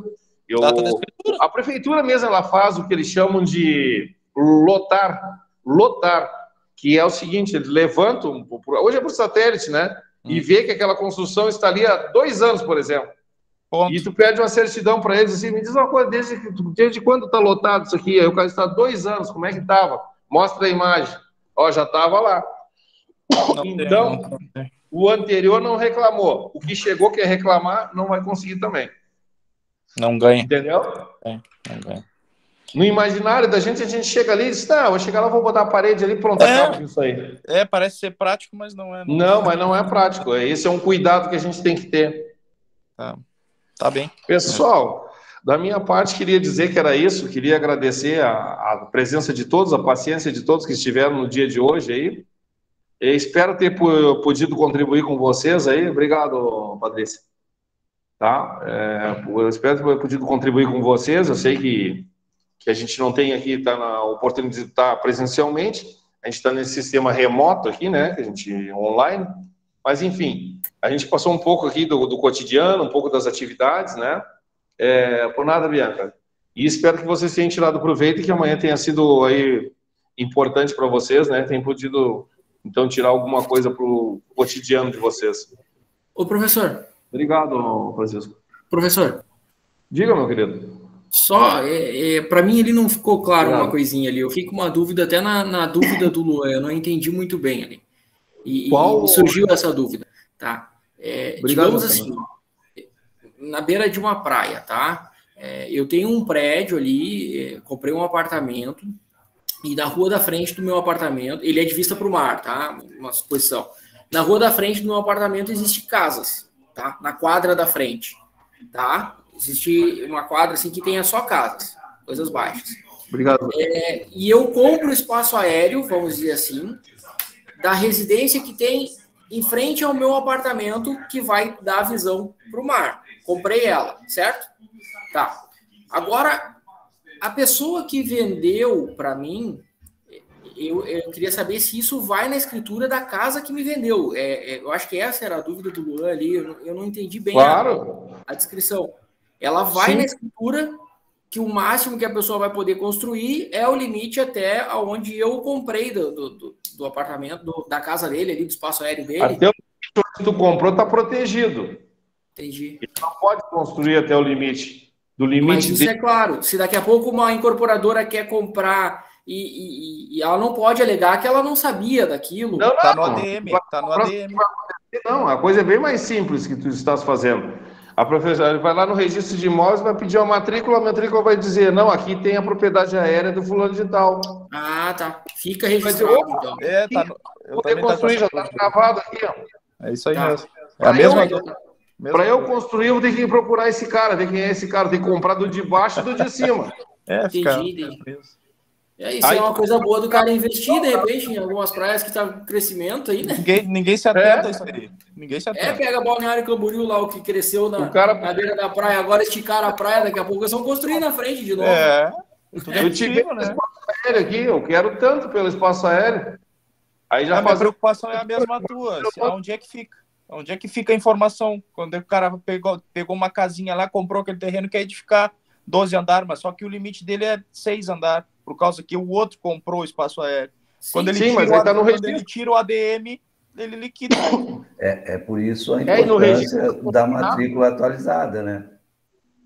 É verdade, Júlio. É isso aí. Exatamente essa, Júlio. Ali está, na matrícula ali, eles vão informar no registro de imóveis, ó. Tira a matrícula, tu vai ver os confrontantes, né? Certo. É isso, é verdade. Então tá bom, professor. Muito obrigado pela aula, viu? Agradecer a vocês mais uma vez, um bom final de semana, um bom descanso para todos. Fiquem com saúde, vamos se cuidar aí que o bicho está pegando, tá? Tá certo, obrigado. E a todos vocês também. Obrigado pela aula aí. Um abraço a todos aí.